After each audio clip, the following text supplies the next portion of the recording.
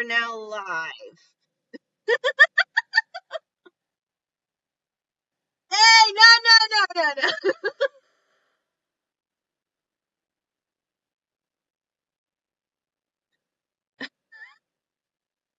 Hey, yeah.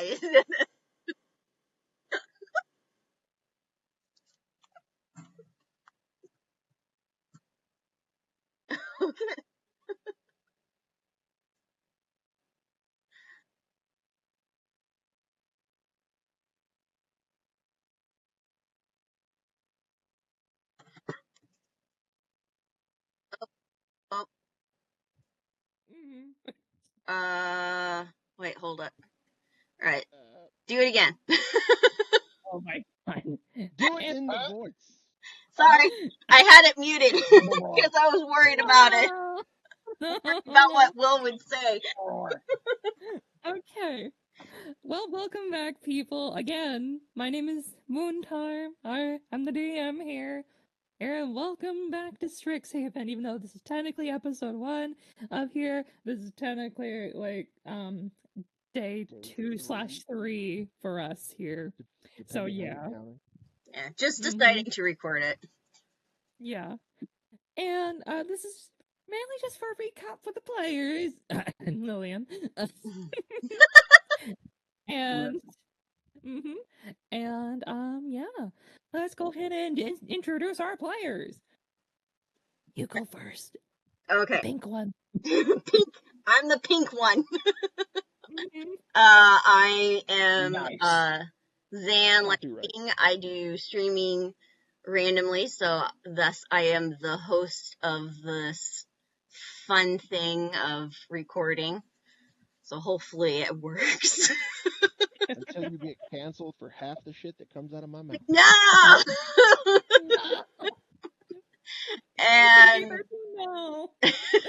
And I am playing Magenta, pink tabaxi that I have modeled after the Pink Panther. So you'll be hearing a lot of reference to that. She's supposed to have a French accent, but I'm not good at French accents. Dude, that'd be funny. Is anyone good at French accents, though? Yeah, the French. Will would just be uncontrollable. True. Okay. You can't be busting out French accents All right. in here. I think that's it that I need to say. Oh, she's a warlock. Yes. There we go. All right, next. And she has an evil eldritch entity in the form of a puffball that's attached to her 9/10 of the time. We'll introduce him later. Yes. Unrelated. Yeah. Unrelated. Our owl boy, you're up next. Oh, let's save the best for last. Let Will go next. Okay. That's why we were saving the best for last. I don't.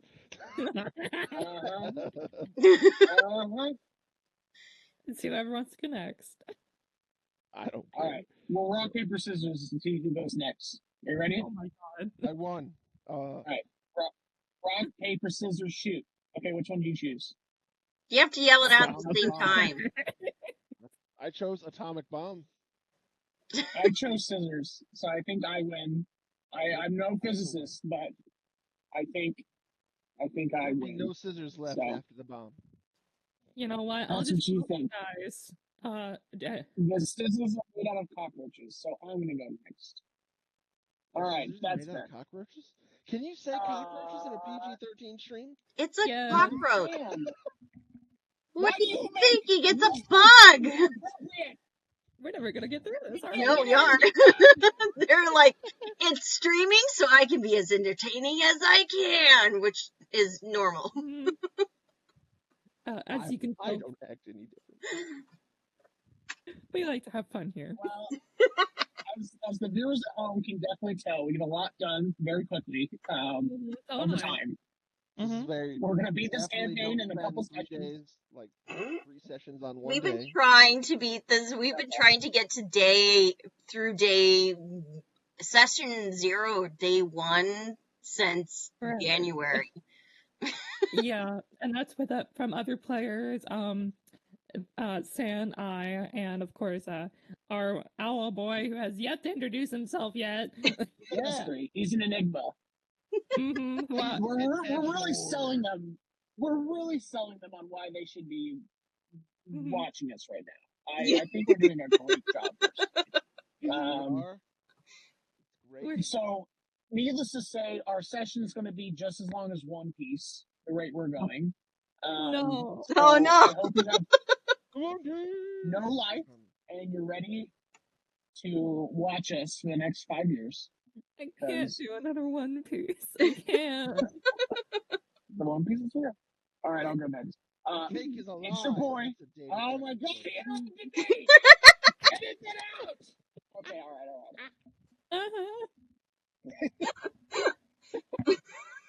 Go on, owl boy, go! Oh no, he's Daniel, aka out.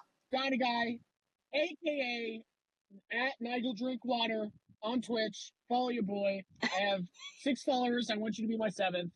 You have 9. What are you talking about? Uh-oh. Technical difficulties. Oh no. He's never gonna make technical difficulties. We're so sorry, people. Well, you're coming in and out. Technical difficulties. Are we good? We're good? Yeah. No, I'm in a Kansas town full of 500 people. My service should be doxed. Doxed in real time. Okay. I need that. Your name is Daniel, and you're playing Nick the Owl Boy. No, you yo-yo. Who is an edgelord and has a giant crush on an orc lady. Naturally. He is trying his best, and he is getting pooped on. Plenty of people in the campaign. We won't name names. But he's doing his best. And he's ready to make his next big heist at Strixhaven. And the heist is the orc girl's heart. Oh my goodness. Oh, we can't. What? He's See, if he's denying, he's not denying it. See, that's the problem. Oh my god. Moving on. So moving on. Yeah. So Nick Allen kind of looks like a barn owl, but a dark barn owl. And what was he? What was his class? Sneaky, very scary. He's a rogue. He's a rogue. He's an Alvin rogue. Oh, did my introduction not go through? No, it was up. No. Yeah. No. Oh, it was just okay. Well, let me just try it again. Okay. We'll fix it in post. Okay, you're fixing it in post because I don't do that. That's fine. I'm used to it. But he's an Alvin rogue. He's a black barn owl. He is a thief rogue who accidentally snuck his way into Strixhaven, and he is here to make his next big heist. And he might be pooped on by certain people in this organization, but we won't name names. And yeah, he's excited for his next adventure. It's not the players that are pooping on you. It's the owl. It's the giant turtle things that are flying above us. And now we're talking to the bard of the group. Yes. Literally and metaphorically speaking. Exactly. All right. My name is Megiddo. I play Will, a tiefling bard, who definitely belongs here and has nothing nefarious going on. Absolutely nothing suspicious about my bard. Yes, totally. Yes, exactly. Even though probably tonight we'll blow it all up. Yeah, I know. You really should have started this 3 sessions ago before the reveal. But oh well. Yes, we should have. Oh well. He's on a quest to buy Nyx a helmet so that he doesn't keep getting knocked out by these giant turtle turds, and oh my god. And to hook him up with an orc girl because help a homie out. He's a wingman. He's just trying to trying to, spread a little love. Mm-hmm. Sing a little song. Get down Mhm. tonight. Get down tonight. Yeah. For clarifications, listeners, the thing that we're talking about pooping is giant colossal sky turtles that fly over the school. And of course, like pigeons, they poop out cinder blocks, which has been Really knocking need to out our get them from characters the whenever they football. go away. So Well, except for Maeve. She got sucked up by Harold and formed an Mhm. eldritch cult. Another yeah. character. Mm-hmm. And we'll get to Harold. Dark and horrible god. We have another member, but at the moment she's not here. She might join later on. Right. Never know. 'Cause- And with that, all right, recap. we should recap. Okay. What happened last time? Okay. So, last time we did some catch up work with our special classes during the free time period. You all have went to the courtyards, each with a respective node of elemental awesomeness. It's just elemental nodes: fire, air, water, and earth. And in each one of these courtyards, our dear players, separated from one another, has received a vision of something extraordinary, something dangerous. And we'll get to that later as a surprise. Who knows? They may even find it out tonight. But yes, We're lucky. if we're lucky and if we get there, we're going to get there. On a class. Gonna get there, dagnabbit. And just for reference here, people, this is the module book for Strixhaven, but we do have some homebrew elements in here. So, please don't get mad. And if you do get mad, get glad. Yeah. We're just here to have fun, have dandy, and we would love if this eventually goes up on somewhere, we'd love to have you. And then we'll never speak about this again. Because that's always how it goes, dagnabbit. Constantly. But alright. Does that sum it up pretty good? I think. From the last session.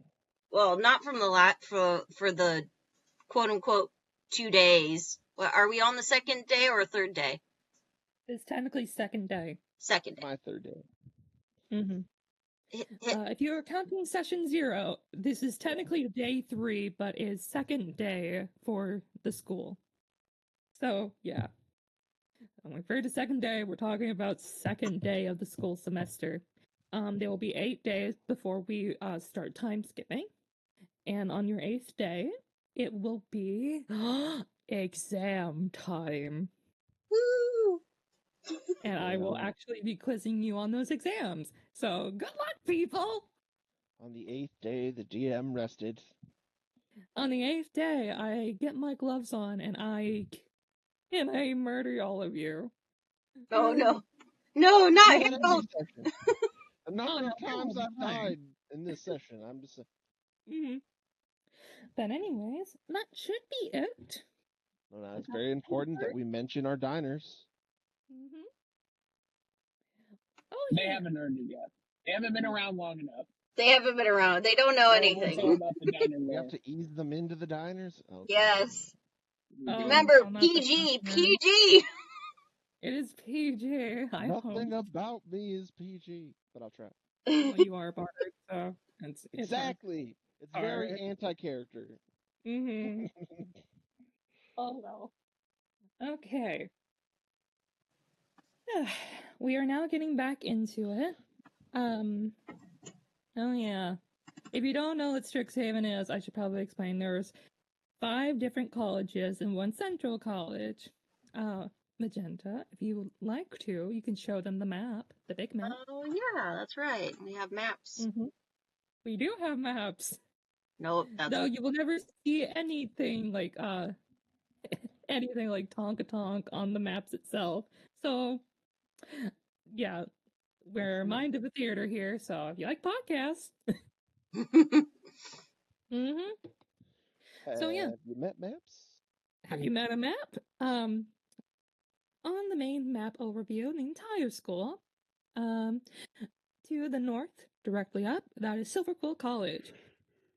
Directly to its right is Quandrix. Down from it is Witherbloom. To the left of Witherbloom is Prismari, and up from that is Lorehold, with Central Campus in the middle. As first years, we are delegated to the Central Campus, so we will not be seeing any of the other colleges just yet, not until year 2, and a certain story event happening later on. So yes, it's basically magical college. So if you like magic school systems, here we are. But it is still going to be more or less D&D, and you can show them the Central Campus map now, Magenta. All right. And that's Central Campus. Babylflex is in the middle. Archway Commons, and pretty much everything else. So you have eyes. You can read. I hope. If not, look at the braille. All the blind viewers are offended now. Mm-hmm. We love you guys. They have officially left the chat. Yeah, even though we technically have a blind character in this game as an NPC. Yeah, I need to go talk to that guy. Mm-hmm. We might see him later. Although I don't know his name. I don't think the DM has told me his name yet. It's just I know his name. I have told you his name, Will. Yes, you I did. don't remember the name. Oh my god. It's not written in my notes. You should have written it down. Did my it says blind kid that guy? that I need to talk to. What is it? Did my girl ever meet that guy? No. She met Snow. She met Snow. Our blind character is in the Silverquill class, which Nyx has met. Will, you've only heard, quote unquote heard, from him, I will say, because there is a special thing with him, but, more or less, yes. And yes, Will, you have technically met him before. I will not disclose why. So, yeah. That lovely book. Yeah, we are homies. He's the only one who's agreed to join my crew for the heist so far. Because you mention it every 10 seconds. You're going to get caught like 30 seconds into this heist. Pretty much, yeah. That's what you think. The first rule of Heist Club. We don't talk about Heist Club. Yeah, the that's why you first time I've heard of a rogue being a jester. Mm-hmm. Oh yeah, just to clarify, our party is, yes, rogue, warlock, bard, and what's Ren again? I think ranger. Is she ranger or druid? She's not druid, I'm pretty sure. Class. We have no tanks. We are definitely going to get nerfed. Mm-hmm. That's what we got you for. I'm not a tank. I insult people to death. Forced to do something. Exactly. You're going to absorb all the damage for us. That's why Magenta has her healing pets. Yes, and that's why. Yes, we do have pets. No, you will not know them until they come out. Sorry, it's just taking too much time doing this right now. Let me check characters right quick. Yes, Ren is a druid, so we have. Wait, Ren was a druid? I thought Maeve was the druid. They're both druids. Yep. Oh, okay. That's why it was so easy for her to switch. Mm-hmm. Well, one's a Herald cultist now, but that's what Will has made. Probably reclassed into sorcerer already, or warlock. Mm-hmm. Pact of the Herald. Pact of the Herald. We'll get to Herald later. I mean, Agenda, if you want to show them some of the art of Herald, you can. Just show them Punk Herald. Well, I mean, they saw our versions of our mini versions of Herald. Mm-hmm. So yeah, that's kind of like the idea we're going with. But anyways, are we ready to serve people? Are we ready? Are we ready? I believe so. So. Ready. So. I'm ready. I'm just looking up Punk Herald right now. So, like, the recap of the whole story is we've already done the first day of school. where Magenta had met Will and Nyx. And they got to meet Harold. And then Will and Magenta got to go on a scavenger hunt, I believe. And after... You fought a mimic. Yeah. I stealth bought from a store, or I stealth bought from a shopkeep named Cheeto. Oh yeah, we also went shopping, so to speak, so that was also a shopping thing, and we got some pets. Yes. I think canonically is a kobold, but really every time you guys talk about him, I just picture Chester Cheeto from fucking. Yes. Cheeto is a kobold, everyone. Moving on, continue. And then I'm just doing a quick rough draft. The next day, they found out Will had barred too much for some reason. That's the term, is overbarded. He overbarded, and they signed up for... What was it? They signed up for clubs and jobs. And as well as classes. They met Maeve along the way. And then they went to class. So they all have first class together. And do they all have second class together? Yes. Okay. Second period was the free one. No, that's the middle of the day. Okay. And then they went to their jobs and their clubs for a free period, and then their 2 classes at night, which that's when they started changing it up. Maeve and Magenta had the same job. Will and Nyx had the same job. So where does Will and Nyx work at? They are working at the Bow's End Tavern. And that's my main job, definitely. Yeah. Mm-hmm. And for clubs, it was Magenta did acting or drama club? You're in the drama club. Will is in the band, which is pretty much right next to each other. Nyx and Ren / Maeve, before Maeve fought the other planet, are in the Entrepreneurs Guild, which we will get to that when we get there. Yeah.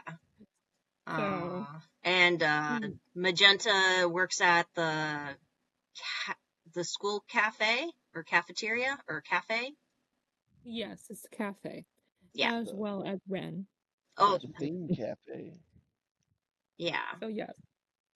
Oh yeah, it was a theme cafe. We made it into a theme cafe because we thought it'd be fun. Yes. Because pompadours, that's why. Pompadours. Which the first theme was it retro? Yeah, it was retro 50s/60s with like those old dining diners with the roller skates. Yeah, with roller skates. They very Billy Joel-esque. I think that was the first day. I don't think anything happened other than them finding their... Oh wait, no, that was day 1 was when afterwards they got their rooms assigned. So they all have different rooms. Then second day, are we going through second day? Or we finished second day. Yes. We have not yet finished second day. When we get into there proper, we'll be starting at third period. Okay. So second day, Ren came in because Maeve got sick. So Harold decided to teach Maeve, and something happened. We don't know what. Quote unquote. Will has a great imagination, right? He became a grateful Harold groupie. She sells the t-shirts. She follows him around in the van. Act like you don't know. And then we basically got introduced to Maeve, and she was basically taking place of You mean Ren? Ren. Yes, sorry. We got introduced to Ren, who somehow is replacing Maeve. Who's So, a punk Herald groupie. and they're both druids, so it's not too much of a mix. And I can't remember, did Harold decide to mess with our brains to think that Ren was Maeve all along? No, more or less, he just, the same way that he got you all together in the first place. Whenever you try to run away, a mist comes around you and you just end back the same into the group. Right. Ren brought Harold to us, and she couldn't get him. He was stuck to her, and then he got stuck to one of us, and so she just became part of the group. Yes. Yeah, whenever Maeve abandoned us for Harold, we were like, well, we will never want to talk to her again because that was such a terrible decision. So we have to get a new druid, and that's what we did. Nah, it was more of like, yay, she got away. Quotations. Quotation. Will was a fan of Maeve, honestly. She cast message and we had fun. We had fun talking about how we were right, and the teacher didn't know what they were talking about. Mm-hmm. Great. It's good times. It's good times. Good times. Good times. And then she left to become a punk Herald groupie, which, I mean, if you've seen Punk Herald, I kind of understand. All right. And I think that has caught us up because we just did the first 2 classes and Killed an orchid slime. Clubs. Oh yeah, we killed the orchid slime. The teacher killed 5 students by expelling them in an ice sculpture. Yes. Oh, yeah, that was on the first day. There's a lot of murder in this school. Their insurance has got to be through the roof. Yeah. Why do you think your counselor wants you to be like, don't sue us, don't sue us? You signed it, remember? Why do you think they have so much pretense against lawsuits? And there's just signs in the hallway. Remember, don't sue. What is there anything else that I've missed? Can you guys fill in? There's that lady that gave us our dorms that just does no work and sleeps on top of a little cube slime that does all of her work. She's a dream major. Yeah, studying. So she does work in her dreams. Professionally lazy. Well, her name is. I wish that were me for real. So there you go.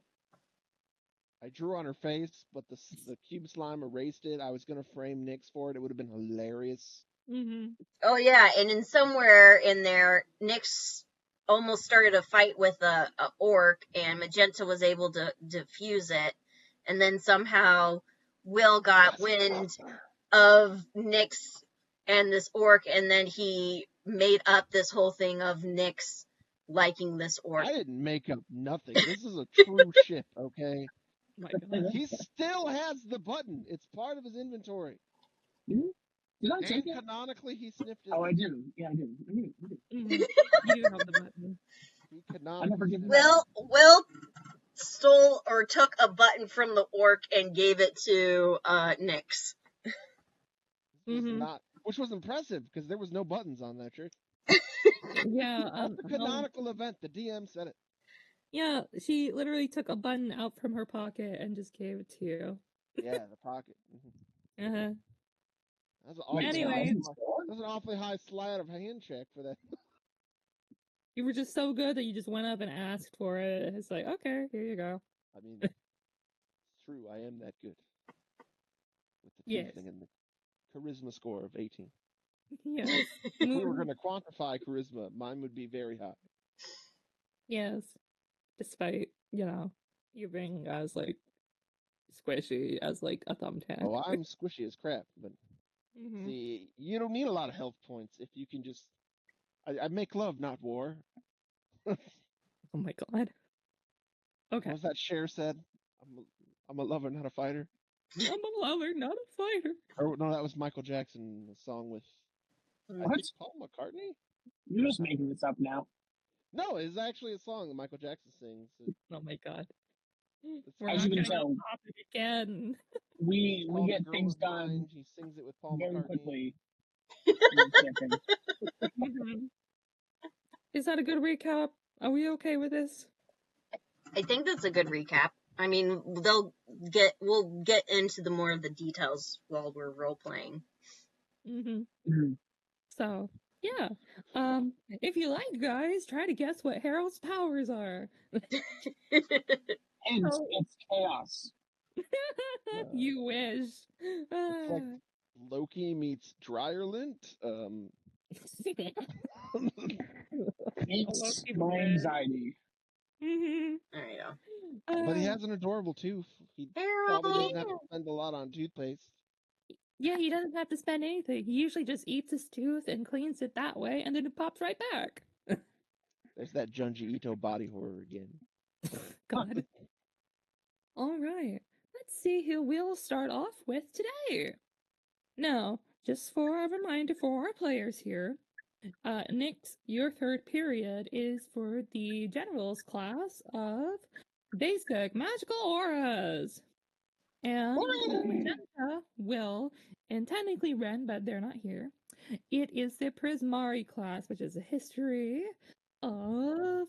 As I scroll in my Google Docs, there's a history of magic. History of Magic and Art, which is the class that like 20 students died in a tragic ice sculpture.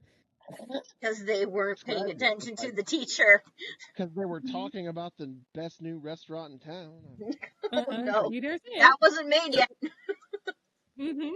Yes, it was. That's canonically what they were talking about when the teacher froze them. Oh my goodness. Yeah, it was. Oh, that's right. Yeah, Magenta has mixed memories because she's been through this a couple of times. Yes. And then the G in the sign fell and knocked Nix out instead of the turtle turd for once. Mm-hmm. All right. So, let me see. I'll just go ahead and roll a die. Magenta and Will, you'll be odd. Nix will be even. Yeah. It is odd. All right, we'll start with you two first. Alrighty. Ow. So when we last left off, you guys were technically just talking outside of the classroom, which is, the very first classroom on the right side, lecture hall. And noticing that Ren is now is not an emotionless and soulless homunculus right now, she will go calmly into her seat and live her life. Hey, we were talking. That's rude. You just walk away, don't say goodbye or nothing. It's like, the class is going to start or we're going to get killed. Let's go sit down. Mm-hmm. I will do it. All right. And now where are you two going to be sitting today? Let's see here. I can't remember if she made any friends in this class or not. I believe the friends that you were usually going with, there is technically someone in this class, but let's say for the sake of brevity, no. Okay. So I guess she'll sit in the middle. The middle. And you will. Oh, I'll probably sit at the front. The front seat. You're very front. All right. That way I could, argue with the teacher. Argue with the teacher. I saw that lady murder like 20 kids yesterday. I'm probably not going to argue with that teacher. Oh. Yes, probably not. Okay. The Prismari class. It was Snow White. Is Snow White in the class? Oh, yes, him, Snow White. Yes, that is the person who's technically in here. Do you want to? So, she'll sit by him. In the class. Mm-hmm. Just for a reminder who Snow White is, yes, I know it's for, the Snow White, like the movie, ha ha ha. But he is an exorbitant, fluffy fellow, a human with white hair, and pretty much decked out in white feathers all the way down, and he has his gray first year attire. And the last time that they met with Magenta, he was trying to practice cryomancy, ice magic. Just imagine that he has one of them powdered wigs. Yeah, honestly. However, the spell did not go quite right, and he ended up making a snowball that instead of melting when it gets warmer, it instead melts when it gets colder and acts almost like a warm press to snow. And Magenta found it quite fascinating. Mm-hmm. So, hence why she sat down beside him, and then he gave her the warm snowball as a gift. That you totally still have in your pocket. Uh-huh. That's some Frosty the Snowman level BS right there. Wow. Magic. Magic. All right. And well, you are setting up in the front. Okay. Is there anything you'd like to do before we get started with the class? Anything? Anything at all? Is Harold still Oh. glued to my shoulder? Sure. The puffball. He was at one time. I couldn't remember. Mm-hmm. Oh no, wait. The last time he was in Magenta's bag.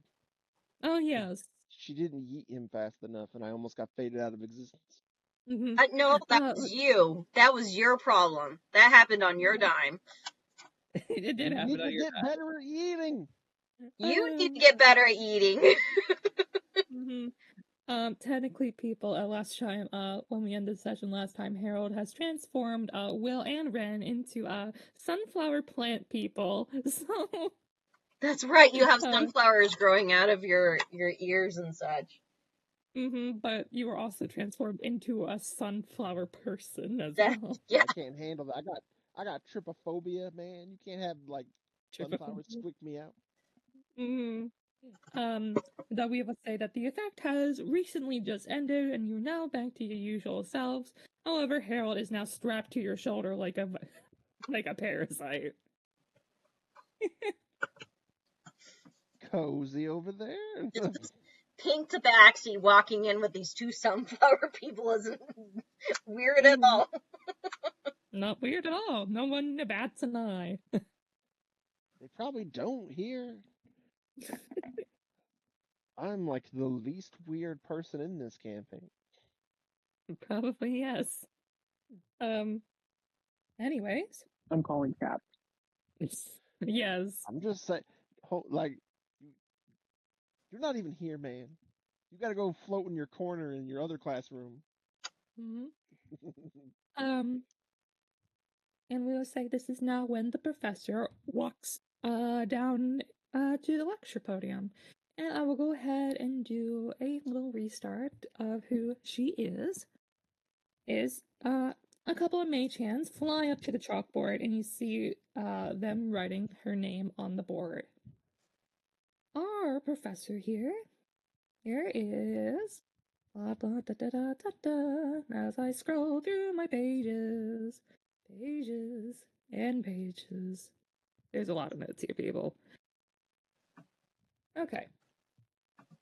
Her name is Professor Yulilda Miscoiler, also known as the Dean of Perfection, one of the deans of the colleges around Strixhaven. More specifically, she is the one half of the dean position for Prismari College as the Dean of Perfection.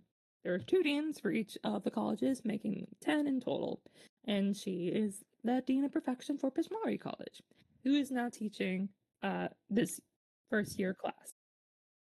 Oh my god. Okie dokie. Miss Coiler is a blue kind of djinn, and not djinn, but genasi. Perfectly clear-skinned and everything else. She wears a marvelous dress that looks like a crashing wave on the side of her face. Very flamboyant and very picturesque, if I can say my words right. And pretty much, yeah. Oh yeah, and she murdered, 20 kids in cold blood in the classroom. Also a mass murderer. Mm-hmm. But you gotta admit, sociopathy. Mm-hmm. But you gotta admit, the art display that she put on was amazing. So yes, She is not one to be messed with. And that is for certain. And we will now get into it, people. For today's assignment. People, involves mapping out the known ley lines of our region. Identify key nodes and significant sites of magical activity. This will help you understand the geographical influence of ley lines on magical practices. You can find a map on page 10 in your notebooks. Yeah. So, yes. For today's assignment for Magenta and Will, well, technically Ren, but they're not here, is to just map out the known ley lines of the region, identify the key nodes of the ley lines, and find the significant sites where they pass through. And determining how you guys are going about the assignment will determine which role you'll get. So, let's start with Will. Dun-dun. Nani? How would you like to approach this assignment tonight? Probably just gonna try to copy it out of the book. You will notice that although it does have lines on the book for the map, it does not mark any. There's no specific markings. It's just lines. Well, we've already seen like all the other node points because of Harold and all the creepy visions and stuff. Yes. So, using that and the lines in the book, I would try to facsimilate a map. Okay, that'll be a history check for you. Go ahead and roll. Oh, I have a +3 in history. Wow, smarty pants. That's a 6. Because I rolled a 3 too. Ooh, that's pretty bad. It's not great. Having trouble there, boy? Says Harold. Well, I mean, you did try to phase me out of existence earlier today. That's disconcerting. Did I ever do that? The people watching just didn't see it. So for all you know, you could just be straight out lying. People watching? Don't worry about it. Okay. And moving on. Your turn, Magenta. How would you like to approach? Alright, so what were the options? So, for today's assignment, you are mapping out the known ley lines of the region, identifying the keynotes, I keep saying notes, keynotes, and the significant sites. There is a map on your page 10 in your book, but it only shows the lines and no significant points. There is no answer key on the side, it's literally just a map. So it's up to you to find out for yourself. Okay, I guess she studies the map? You're studying the map. Go ahead and do investigation if you like. Alright. Given that I clearly, like, the map I drew was clearly terrible, I'm just going to try and cheat off someone else's map? You're going to try to cheat. Okay. I have a sleight of hand there, map. Okay, there's a difference. Do you want to look over, or are you going to, take someone's paper? I'm going to try to take someone's paper so that I can copy it and then put it back. Okay, that will be sleight of hand, but we'll go to Magenta. 13. So, 1 second, I got a phone call. Okay, so we'll continue with Magenta. Totally not copyrighted music, people. Please don't sue. Alright, so it was investigation. She got 13. 13, alright. You can clearly see that that one of these ley lines goes right through the central campus and splits off into 4 major directions, each one a different color, and you can assume represents a different element. I will be right back. I gotta pick up my sandwich. Yep. Alright. Go right ahead. So, with that information, you can easily discern that probably there are significant sites around Strixhaven that you've probably already seen thanks to the Earth Elemental node that you were at earlier. You can probably assume that one of those ley lines goes right through that courtyard. Okay. Other than that, there is no other significant. There is no dots. There is no other things. Just the lines and their colors. That's it. All right. You can see a line going through Lorehold. You can see one going right up through Silverquill. Quandrix seems like it's more swirly than others. Witherbloom looks like an entire network of it. And Prismari looks like it gets thicker than smaller, than thicker than smaller. So, there you go. Oh, okay. I'm not sure what to do with it, but okay. Mm-hmm. So however you want to go with it. I'm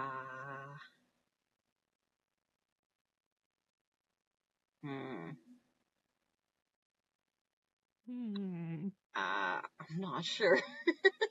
Mm-hmm.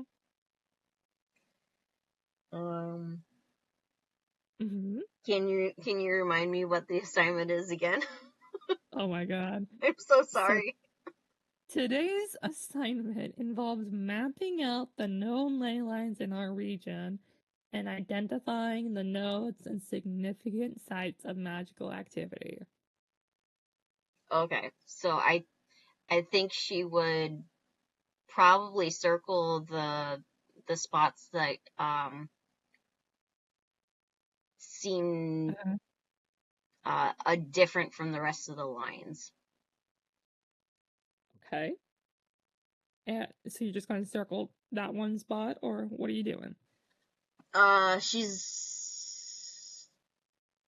don't know. She's going to like take note of like the different lines, if they get thicker or thinner, kind of a thing. And she'll note like maybe more magic. Okay. And do an Arcana check for me. Arcana check. Okay. All right, Arcana. Arcana. D&D Beyond. You should have had it up. Was. I can't believe you. Doing a recording and everything. I just had to minimize for a short minute. Okay.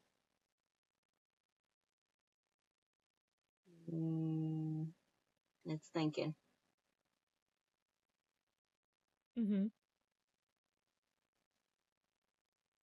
And I got 7 plus 4, 11.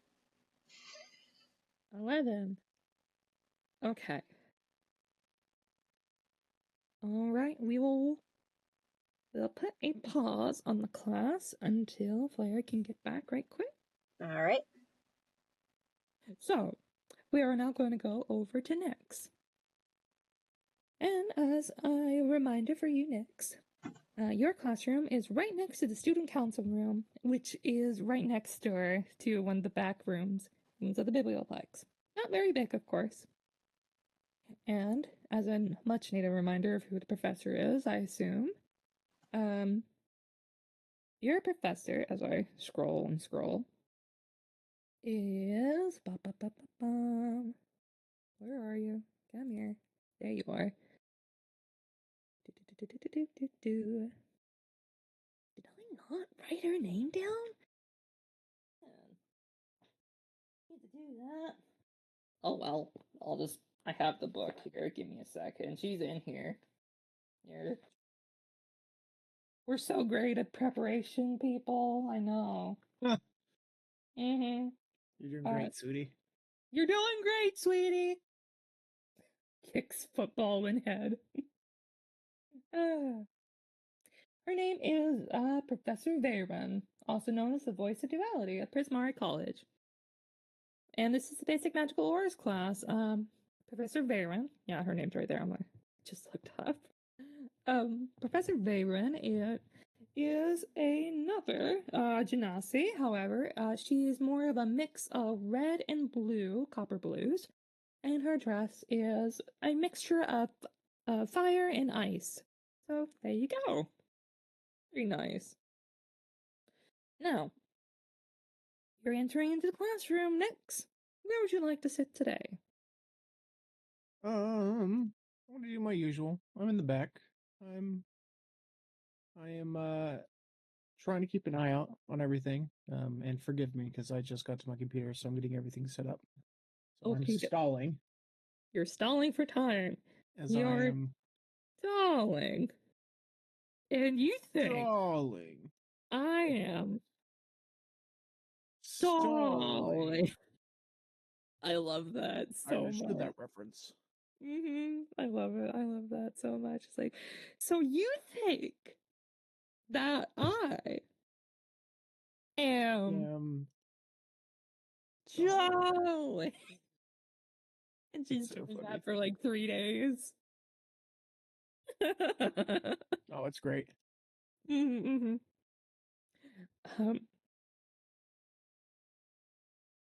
Are you ready? Okay, yes, I am ready. Okay. Okay, so what am I doing? Hi, hello. Hi, chat. Hi.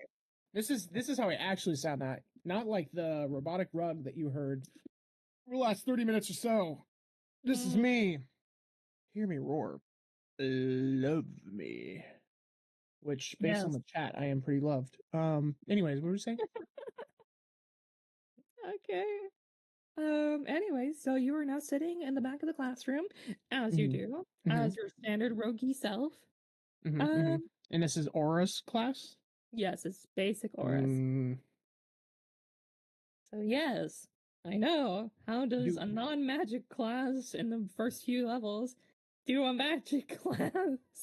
It's okay. Well, just give it time. You never know. I could be the chosen one. Sure you are, sweetie. And you'll get your letter one day. You'll get your letter. This is fine. Oh, I got my letter. I got that bag. I still get that bag. Anyways. Anyways, moving on. So I'm in the Aura's class. Does everyone pass the vibration verification? Is my one only member in my heist crew? Is he there? Remind me. That is the blind gentleman who did not deny being a part of my crew, like everyone else. That is he is in your 4th period. Crap. Okay. Yeah, that's Inciomancy. Okay. This is Oris, so yeah. All right. So especially if you don't recognize anyone, I'm gonna be in the very back. Yes, you don't really notice anyone. You didn't really make friends the first day. I tend not to do that, but go ahead. Yes. All right. So, are you just wanting to wait through it and just wait for the teacher to come? I will scope out the room, do kind of like a perception, if you will, of who all is in there. Of course, I am eyeballing to see if there's any potential, let's say, loose purses, maybe some wallets sticking out. But more importantly, though, I'm checking to see if there's any threats. Okay. Do perception. Okay. We got a 16. 16. Okay. There, I'm back, but I'm turning on touch to talk so that I'm not. Okay. You're not listening to me eat. Why would you touch when you talk? Oh my god. How can you touch me while you're talking? Wow. Oh, I'll touch you anytime you want, Nix. Is there a way that you can do that through Discord? Oh my goodness. For the viewers at home, Flair is now reaching through my phone and is doing the shushing motion over my lips. Casually stroking his beard. Magenta cast mage hand to cover both of your mouths. Shush! Yeah. That's fair. Immediately. That's fair. As fun as it is. And deserved. But anyways, your perception roll grants you the ability to notice a certain someone. Is it Santa Claus? No. Dang it. He is a natural phenomenon, and he's banned in multiple states. Oh. For kidnapping, honestly. Oh no. Yeah, it's more It like is Krampus, Santa. if anything. Oh. Anyways, you do notice a particular person coming into the room, wearing her upper Prismari class, her Prismari clothes, though still a first year, just just as the head of the class. You can see the orc girl that you have been so romantically rumored in the school newspaper about being with a potential love interest for her. And you see her just bringing in some paperwork into the class before turning around and leaving the classroom. And that's it. So she's just dropping off paperwork? yes, which you can assume is the papers that you'll be working on today. I will do everything in my power to avoid eye contact. Okay. You do that. And she leaves the room, but you can hear the murmurs around the classroom say, "Oh my god, did you hear about that? Did you see it on the tabloid? Yeah. Can you believe it? Like, a loser could be like that? Man, do you think he has a shot? Oh, no way." Hey, I will bet you. put my hood up and I will sink into my chair. I bet you 10 electric pieces that he can. You're on, says the other one. And I also would like to bet 10 electric pieces that he can't. You'll lose, says Harold in your ear. I'll just like turn to you. Never Anyways. underestimate your friend's 18 charisma score. Oh my god. Anyways, but that is it for the class. For the entire class. That was it. Okay, go home. Goodbye. But that is it. Yep, bye. You're done. Leave your your disbursement checks on the doorstep as you leave. You don't get your money back. Anyways, that is the end of the perception check. Is there anything else you'd like to do before we start with the assignment? No, I'm ready to immediately leave based on this conversation, but we'll stick around for class. Okay. The professor, pretty much, trapeze her way down from the ceiling from somewhere. You don't know where, but she did. And hello, class.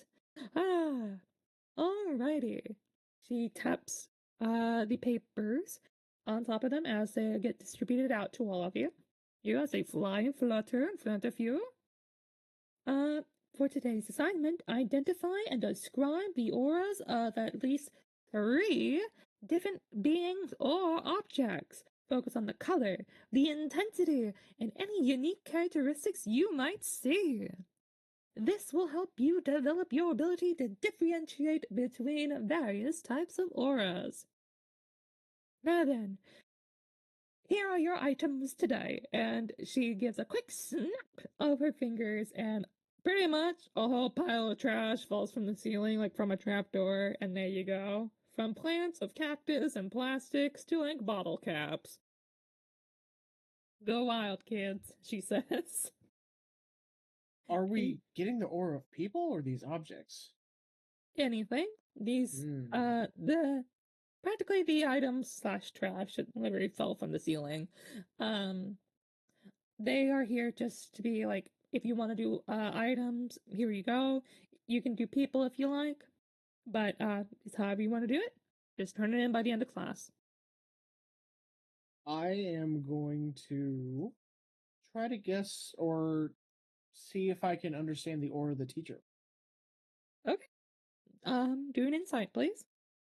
All right. We got ourselves a 21. Wow. I'm sorry, that doesn't meet it. You need to reroll. Excuse me? Yeah. Oh, No. sorry, I forgot. I was supposed to be a 30. Like always. Like always. Yeah, you can clearly Harold. see. you get a very clear interpretation of what your aura is telling you at this very moment in time. It is telling of like a giddiness, a childhood giddiness, playfulness, and pretty much just like I wonder what they'll do today kind of feeling. Okay, I jot this down in my journal, make note of that, and also write it down on the assignment paper. Mm-hmm. Got 2 more to do. Did you say there was a paper clip? Yes. That's crazy. Only in a magic college would you see a paper clip. Yeah, literally, D&D. like no one has seen a paperclip before. She's like, "Oh, guys, check this out," says Professor, and she's like, she takes a piece of paper, takes another piece of paper. She's like, "You see this?" And she puts it onto it, and you see the whole class go, "Oh, I know." It's called a paper clip.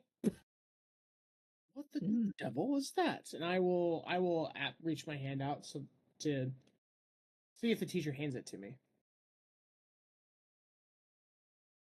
You reach your hand out, and she's like, "Oh, yeah." I take it and I observe it. Okay. Is that another insight check? Yes, it is. Okay. 23 this time. That's pretty good. Pretty good. Do I understand the paperclip with that roll? You look deep inside the paperclip's very soul, and you understand that despite being a very simple object, there is a lot of malice coming from it. It is very angry. That fucking paperclip is evil. Chuck it. You ate it. Mm-hmm. Harriet's gonna pop out of it and get revenge for that time you burned all of his papers. Oh no. I am going to, having seen this, I'm going to be like, oh man, there's a great evil here that must be contained. I'm gonna take it and I'm gonna put it in my pocket. And you pocket it. Fair enough. It's just a paperclip. No one cares. I have done the world a great service, and yet it is ungrateful for me. Yep. One more item, please. Or person. And well, Orc Girl's gone. I don't care. The first object I see. And the button on your paper from Orc Girl. The button? Yeah, you can. Fine. The button. Ooh, a 10. Okay. I was going to say Arcana this time, but Oh. Then let me re-roll. Mm-hmm. It was even worse. We went from a 10 to a 4, ladies and gentlemen. He's distracted by the Orc Girl. Mm-hmm. I literally, yeah. Oh boy. Okay. Well, that sucks. All right, hang on. I'm writing things down now. Oh boy, this is terrible. All right. Quite sadly, you try to peer inside the button. However, your mind immediately clouds with emotional distress of having the local gossipers talk about you behind your back, even though you're in the back of the class. Mm-hmm. You just can't get it out of your head, and thus you write your feelings on the paper instead. Does the paper now say Nyx plus Orc Girl with a heart around it? Just more like a teenage sob story. Damn. So. It's not just a teenage dirtbag. Oh wait, that's copyright. Sorry, don't sue me. No. Yeah, so I put that down and I finished my assignment paper and I will hand it. Okay. Here we go. You hand in your assignment paper, and she looks over it and she goes, great. And then she gets to your part. And she looks up at you. Honey, do you need a therapist? I like do a glance to the side, like a quick glance, look around, both side to side. Look back at her. What on earth is a therapist? You need to talk to the counselor later. Don't worry. She's great.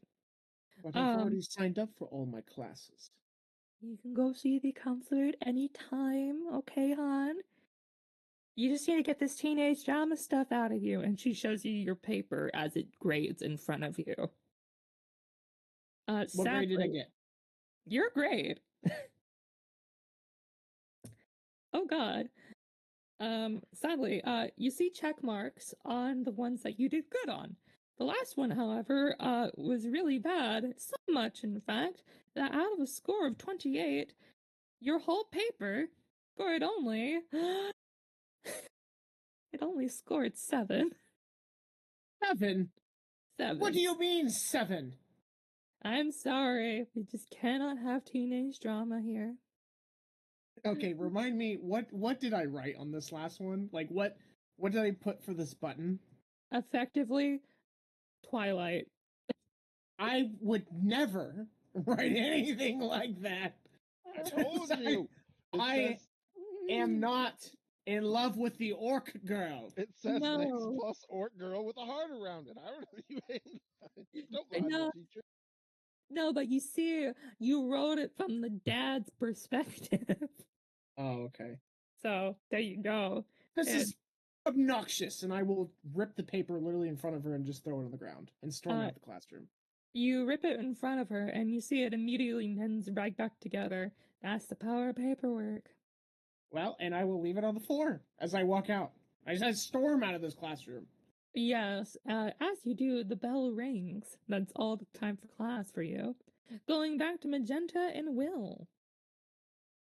Now, for Will, you were going to steal someone else's paper. Go ahead and roll sleight of hand. Can I use the thaumaturgy cantrip to make a small gust of wind that might billow that paper, so that it perhaps would be more easy to snap it out of the air with my amazing sleight of hand? You can,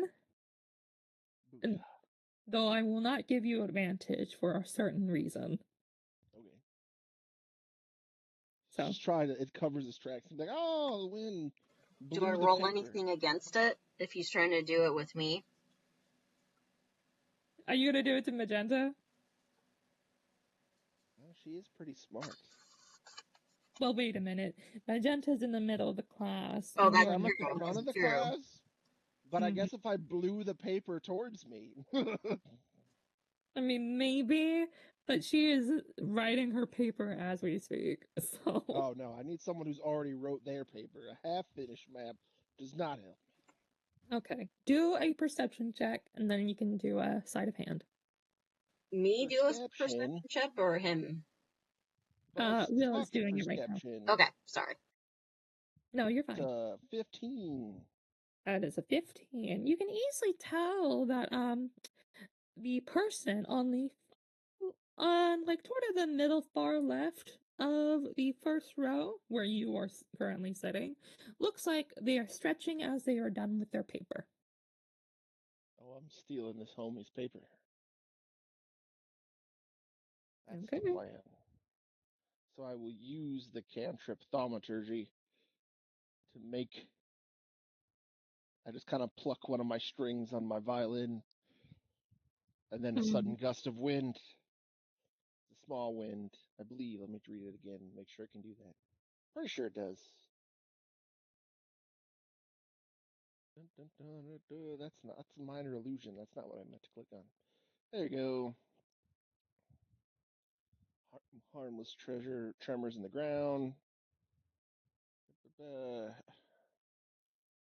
I just call it harmless tremor in the ground, so it'd be distracted. Okay. And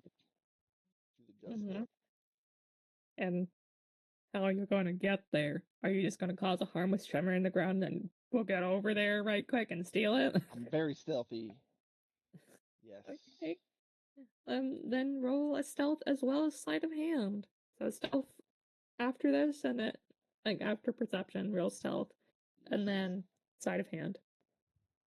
I'll use minor illusion to make a picture of me in my seat. It's very convincing. Okay.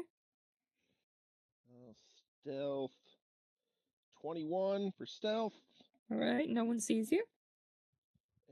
And 19 for sleight of hand. And that steals it. My paper now, sucker. Can I like flavor it? Like I swapped the papers, so he's got like my terrible map.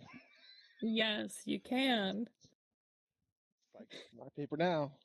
Now I have a very effective map. Yeah. Okay. And I study the very effective map.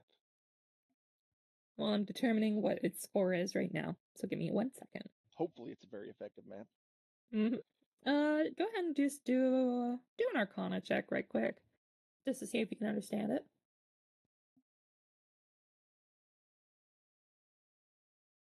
14. At 14. All right.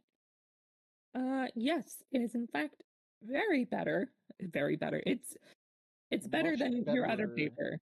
Much better than the paper that you had. The paper I had was basically stick draw.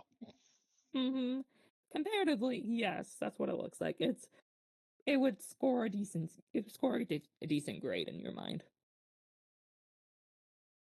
Good.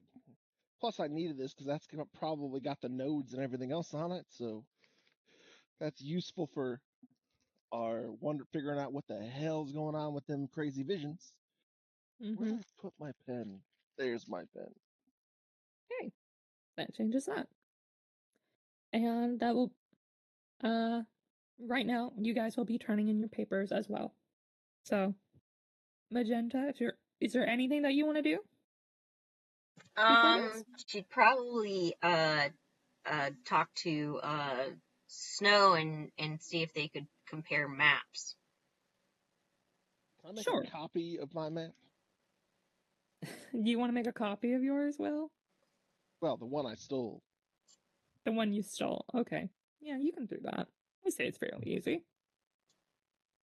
It's no better than like tracing it onto another paper.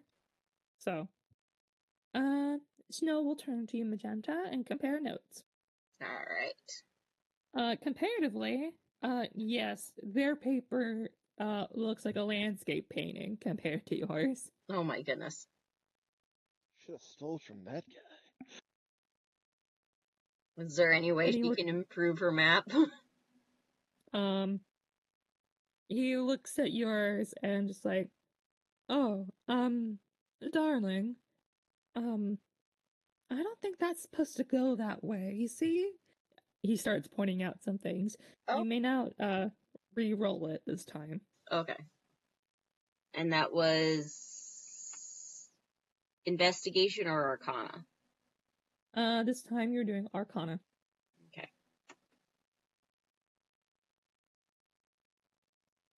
Come on. Why are you taking so long? Oh my god. 9, that was worse. You just can't get it, and it's just like, I think I got it.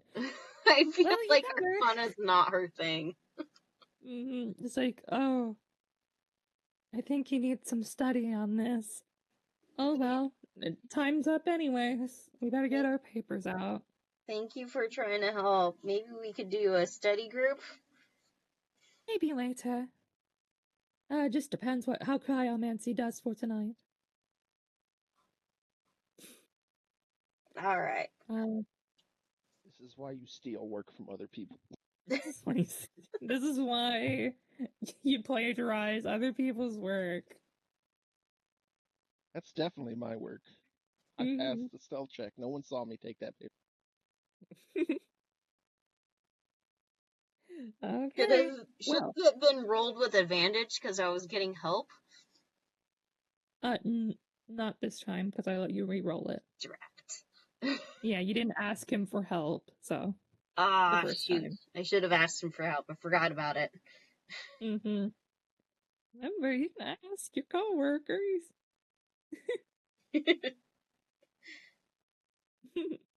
Okay. You go ahead and turn in your papers, and you see them be graded. Well, the one that you have stole and plagiarized gets an easy A. Magenta, sadly, yours does not do as well. Yours got a D+ at best. Hey, it's better than a F. Better than F, but it Some of us aren't artists. Mhm. Some of us aren't artists, honey. I'm sorry. It's more of some of us just don't have the drawing artist part, but maybe different types of art, different mediums, you know? Not all art is the same.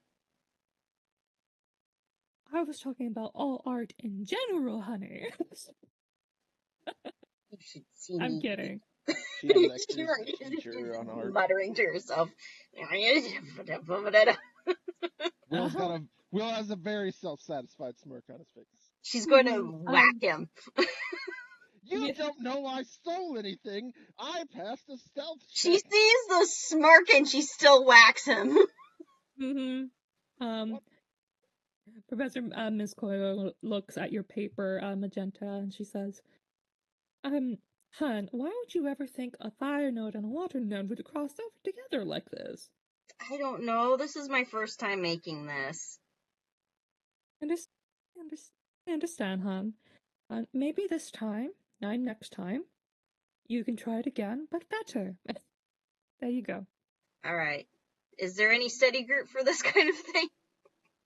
You have to make one on your own, dear. Okay. Well, thank now you. Now the bell's about to ring in 3, 2, 1. Bing bong, bing bong. You want me to use my insult magic and sliver her mind? No, I'm doing this. I will tell you will. I'm whispering. I can hear your thoughts. I have message. Harold's just blabbing everything. Anyways, moving on now. You guys are going off to your 4th periods now. Nyx, you are currently storming out of the room. You're very mad. Magenta and Will. Your next class periods are, in fact, lore hold for Magenta, and for Will, basic magical auras. Nyx, that means I'm gonna run into Nyx in the hallway. You immediately see Nyx, kind of like stomping his way over to Inkyomancy. Hey, I heard Orc Girl was in your classroom. How'd Shut up! Storming off. Still can't talk to her. Poor shy guys. You'll get there, buddy! I call after him as I'm walking into class. And then you hear like 20 other people go, yeah, you'll get him. I mind slivered every one of them. You don't even have that spell. I don't even have mind sliver. I have the psychic insult spell whose name I can't remember. Oh yeah, I will viciously mock all of them. Vicious mockery. All 20 of them. For all hating. 20 people will they gang bang you and beat you in the back street. I will vicious mockery all of them for hating on my bro. And we'll go on. I don't see any of the rest of you chilling with the Orc Girl, whose name I actually know. I don't know why I insist on calling her the Orc Girl. Her name is Elysian. Her name's Elysian. Yeah, well, that's why we call her Orc Girl, because that's easy to remember. Yeah. Elysian, what the heck? Alrighty. 1, 2, 3, 4, 5, 6. Yeah. Alright, we'll go with Magenta for lore hold. And I will be right back as I need to go use the restroom. So I'll be right back. Temporary break time. I wonder if that means I passed my class and got my credit for the day. Well, he isn't here to defend himself until you didn't, so. Yeah, you didn't. Perhaps. I'm still here. I got an A. He already told me. But... I knew it. I'm going to the bathroom. I stole the paper. I knew it. Where's your little break screen at? The end.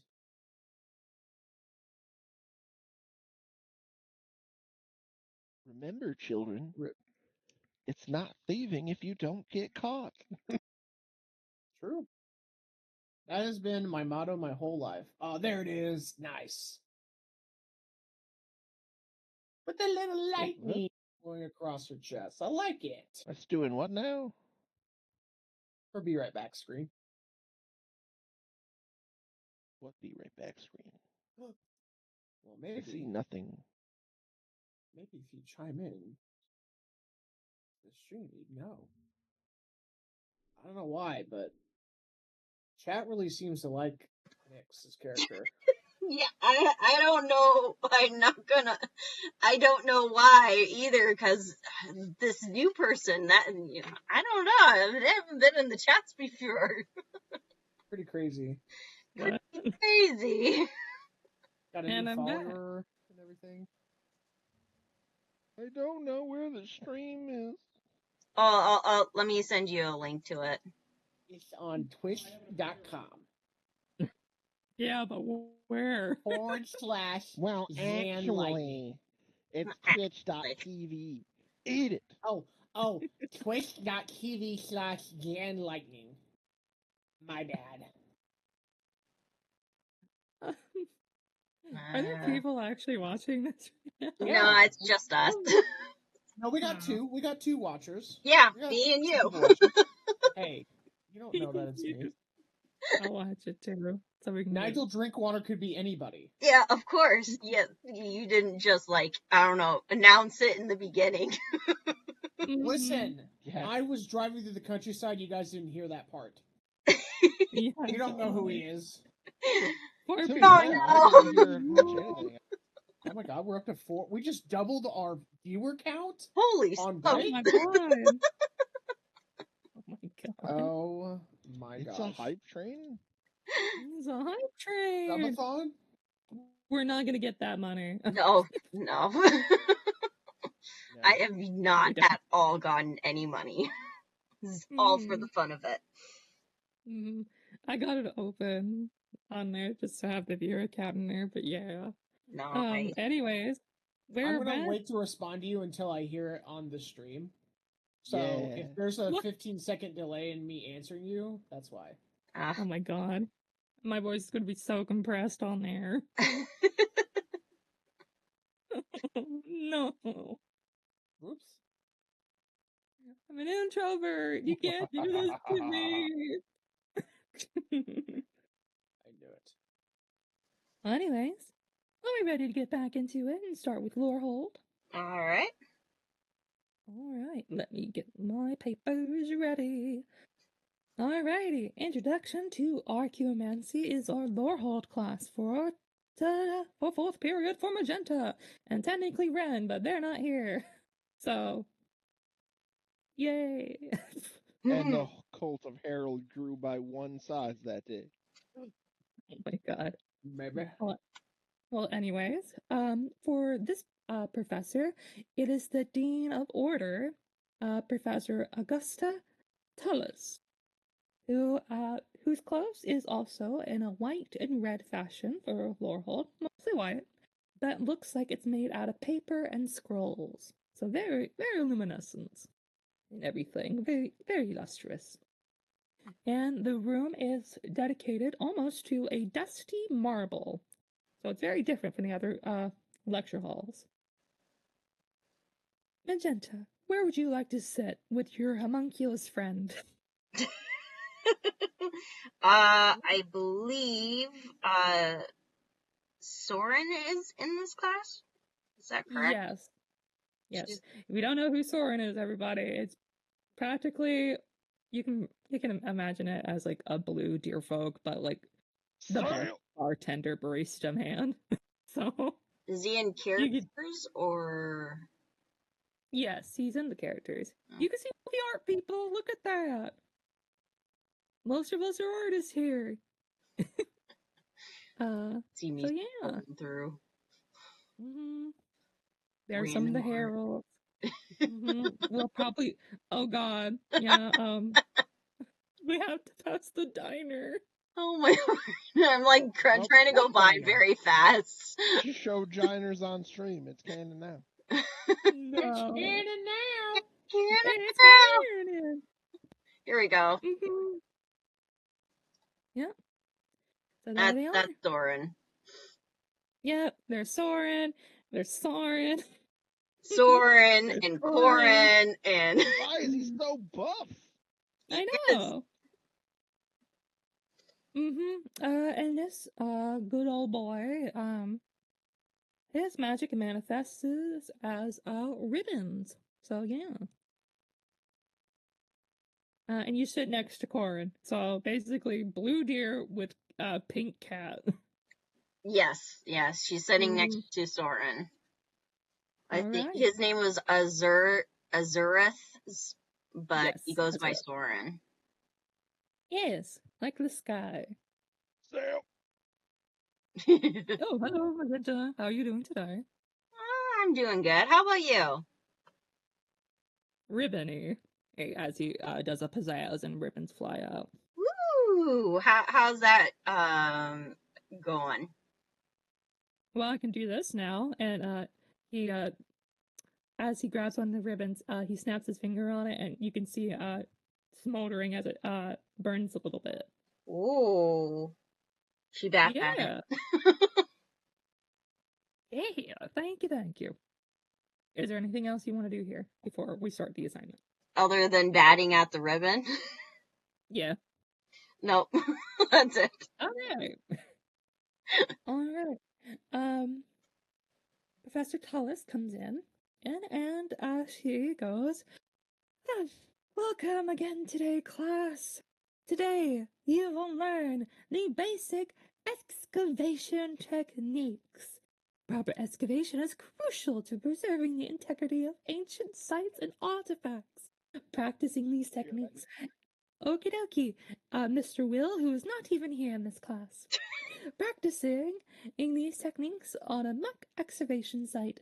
Carefully and unearthing and documenting your findings. Oh, this is so exciting. Oh. Now make sure you do it all in the proper procedure, class. You never know. Taking a risk may as well be cutting your lifespan short. Well, total pip. Oh my. So, basically, you're practicing and learning the basic excavation techniques on a mock excavation site, which is literally a little miniature. It is a miniature that you can get from Professor Tullis, and you can take it to your desk and you can practice the various techniques used to unearth things like pottery, other items, getting buildings out, other things. Ooh, fun. Or you can just smash it. Nah, she's going to have fun with it. Okay. How are you gonna take to this now? How are you gonna do this? She's going to take her tail and dust. Dusty. Use it like a brush. If okay, you take your tail, use it like a brush. Yeah, she's using it like a brush to dust it off and excavate and such. Okay. Investigation check. Okay. She's a unique gal. Very. Investigation.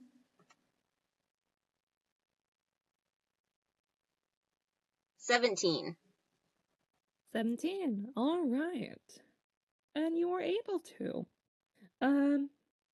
What you see is actually a little ornate cabin underneath some sand, and you brush it away with your tail. Cabin and all, and you uncover a dinosaur fossil. Yay! Underneath the house. So very nice. Yes. You could do more if you like, but we are technically done with this assignment. Okay. How's Soren doing? Like a shiny leather shoe, he takes out a ribbon and he just starts going at it like a shoe polisher. Oh, interesting. And it cuts right into it, and pretty much what you see on the ribbon, you see some magical script being imprinted on it as he's rubbing it into it, and he takes it out. And he does like a quick little a whoosh to basically he pulls it taut, and you see the letters fly out as they transform into various little potteries, clocks, even, very small, like little miniatures, as if him pulling it down absorbed whatever items were in there as a form of script, and just doing that taut motion gets them out. That's cool. And you're back. And that will be it for the class, unless you like to do anything else, Magenta. I don't think so. All right. You can go ahead and put your assignment up there on the table for Professor Tullis to grade. And as you do, all right. You see a little check mark up here in the sky. I read above it. Good job, Miss Magenta. Yay! I see you like to take the old-fashioned techniques. Sometimes the old techniques are the best techniques. And that is most true. Good job. The bell's about to ring. And go ahead and get your stuff ready. Ready for you to leave. All right. But her tail is horrendously dirty. But her tail is not now a little bald nub. No! Oh my God. She's an house. I like to imagine it's just like she rubs it so much on it to get the dust off. It's just like no hairs on anymore. Oh no! Rest in peace. Her tail, she has a very poofy tail. Very poofy. Very poofy tail. So no, that won't happen. Yeah. All right. We are now going to move on to Will and Nyx. And let's see, 1, 2, 3, 4. It is 2. We're going to Nyx next. Nyx is next. Okay. Okie dokie. Let me see here. Incumance. There we go. All right. And you are currently storming into the classroom. Where would you like to sit today? And yes, the blanket is here. Right next to him, in the front. All right. And you go right next to him in a huff, and you sit next to him. For our listeners, our blind person here is more different in the way. They have a bandana that goes over their forehead and their eyes, of course. They are wearing a hat like a fedora. And of course, they're wearing the first year robes and everything. However, he's completely in the monotone color scaling, so he's gray all over. He's a human. And he is often seen writing in his notebook while having his hand glide over what seemingly is a braille book as he's writing it. So yeah, as you sit next to him in a huff, you startle him. I cannot believe this place.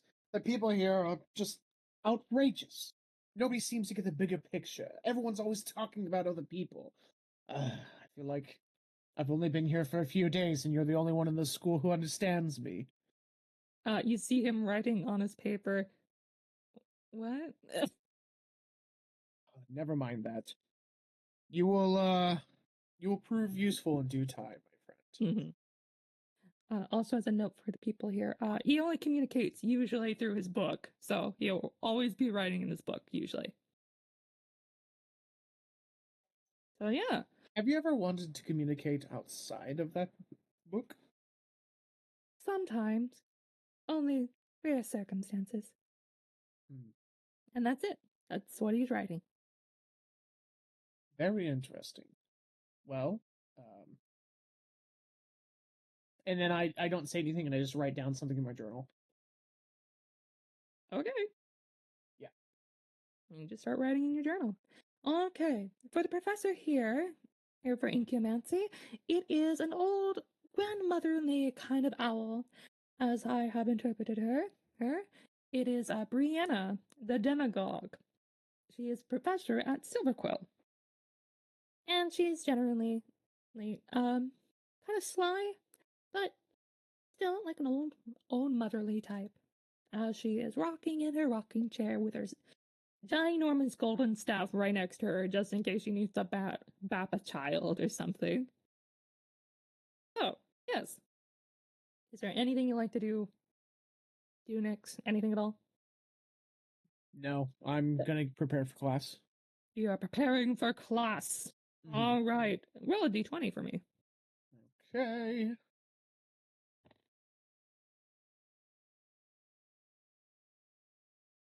We got an 11. An 11. That meets it. Okay. I'll put that as a mark. All right. Here we go. So last time, for your day one on assignment, you tried to manifest an inkling creature, something that can be made from the mere thought alone, either appearing as white ink with golden splotches, or black ink with purple splotches. However, today is a different story. Okay. All right, get your seats in, get your seats. For today's assignment, begin by centering yourself and gathering the necessary focus, and manifest the ink from within yourself by channeling your thoughts and emotions. Once manifested, infuse your ink with your intent to create another inkling, and you must use at least 3 different thoughts or emotions to influence your ink's properties. Pay attention how the color and consistency changes depending on which thoughts and emotions are put inside of it. Record your findings and bring your insights back for examination. That is all. So, what do you like to do? Well, I would like to observe. Is there anything I got to do to get it to like start morphing and changing and moving and spoofing? So I will remind you, since it's been a while, Mhm. the last time that you tried to make an inkling creature, the very first attempt, you've only made a black little speck. Because the first time you failed, and you focused too much on the potential of the thing itself. Thus, it did not manifest correctly. Mhm. Then you tried to manifest it once more, and then it manifested into a small dot. So, for your understanding, it's very hard to make a little inkling creature, and yeah. it depends on your thoughts and your emotions. Okay, It so is- I'm making it. I'm not observing one that's already there. Right. You are Okay. making one yourself, trying to put at least 3 different thoughts or emotions. So you can do 2 emotions, 1 thought, 2 thoughts, 1 emotion, and vice versa, and everything else to get it to influence it. And you have to pay attention to its color and its consistency. How does it change? What does it look like? Okay. And And that's I'm it. gonna do the veins bulging out of my neck meme Mm-hmm. and start manifesting it as hard as I can. You said it was Mhm. 2 thoughts and then a feeling first? You can do 3 of either thoughts or emotions or Okay. anything in between. So whatever you want to do. And it needs to be white and what, gold? Talk about thoughts on Twitch. What are we talking about? Can't talk about what? You can't talk about thoughts on Twitch. Oh. Well, here are my thoughts. Here's what's wrong with this country. All right, anyways. No, but The joke went right over Daniel's head. it did. It I know what you're talking 100% about, did. Will. But anyways, continue next. The thought is, so it's white and gold, right? That's one of the versions I can go with, or Yes, so the ones that you saw from yesterday, technically, is ones that look white and gold to black and purple. Mhm. So I want to go with I'm gonna go with I'm actually gonna think that even though I've only made a little speck, I'm gonna make it hard for myself. We're Okay? gonna try to go black and gold for a Black and creation. gold. And my first thought is of the shadows, of sneaking, of being undetected, unseen. And the gold will come from my desire for money, for gold, obviously. for my desire for wealth and accumulation in that regard. And then for the form of it, I will channel my frustration. So, two thoughts and a feeling. I would channel my frustration into manifesting this design based on everything that just happened today and what everyone was saying and blah, blah, blah. Okay. Now, because it is a special case for you as someone who is non-magical, I'm going to make you do 2 checks instead. But you will have advantage on the first one, so you can decide which one you want to go with, and then the other one is straight. Okay. So here we go. You can do either Arcana or Insight, and those are your 2 checks. So which one do you want to have advantage on? Advantage on Arcana for sure. Okay. Go ahead and roll it. Okay. First one is a 12. Second one is a 5. 12 and 5. And then the Insight, that is a 12 also. Okay, that's good. Very surprisingly, you are able to manifest such a thing. Instead of being a dot, it actually manifests to a small miniature horse. Very small. It's only big as a thimble, but you can clearly see it. Gold little eyes, gold little hooves, as it prances around in the air. I'm going to put you out were able my. to do the assignment, by the way. So is able to what? You're able to do the assignment. Okay, but I want to put my hand out and see if it'll jump into my hand. It does. I'm going to hold it up close to my face and observe it. I seem very proud of my creation. And you do. You can sense the thoughts and emotions running through it as you do, because of it, because of that connection you have with your inkling. However, you understand that it is fairly frail and fairly weak. It's not yet a full inkling creature, you could say, that would count for it. It's just a blob, like a little speck in the pool. I also wanted to make this description in detail to my friend next to me. Let him know what I just did. And he writes, "Oh, very good. Mind if I hold it?" Sure. And I have him hold out his hand. He holds out his hand, and you see the little horsey go over to it. And with a pinky, he begins to feel it, kind of prodding at it. But as you do, he is feeling it. Are you feeling it now, Mr. Krabs? Oh, sorry. Are you feeling it now, Mr. Krabs? Couldn't help myself. Give me 1 second, because I gotta get a notebook.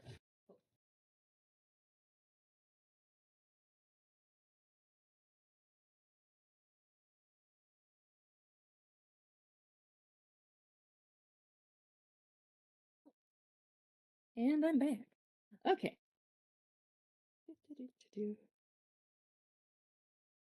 And for the first time, you hear him very quietly mutter something. Interesting.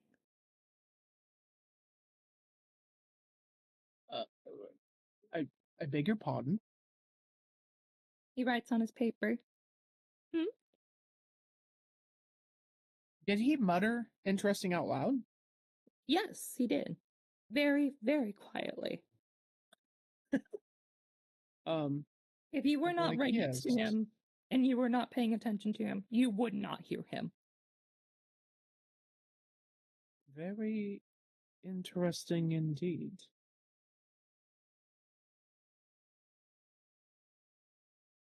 And he does a little motion to the horse, and it flies back up into your face. To which I look at it and I'm like, wait, so how do we get rid of these things again? And he writes down like this. He tries to find your hand, he grabs it, and he's feeling for the quill, and he holds it into your hand and kind of raises it up, and almost pretty accurately, honestly, for someone who is blind, takes it and suddenly just pushes it into the inkling, and it gets absorbed into your quill. Oh, right. Thank you again.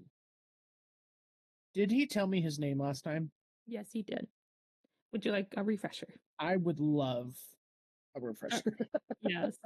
Okay. His name is Lucas Stormwind. Lucas Stormer. Okay. Mm-hmm. I'll be drawing him sometime in the future, so you can Let's see how he go. actually looks like. So Nice. Okay.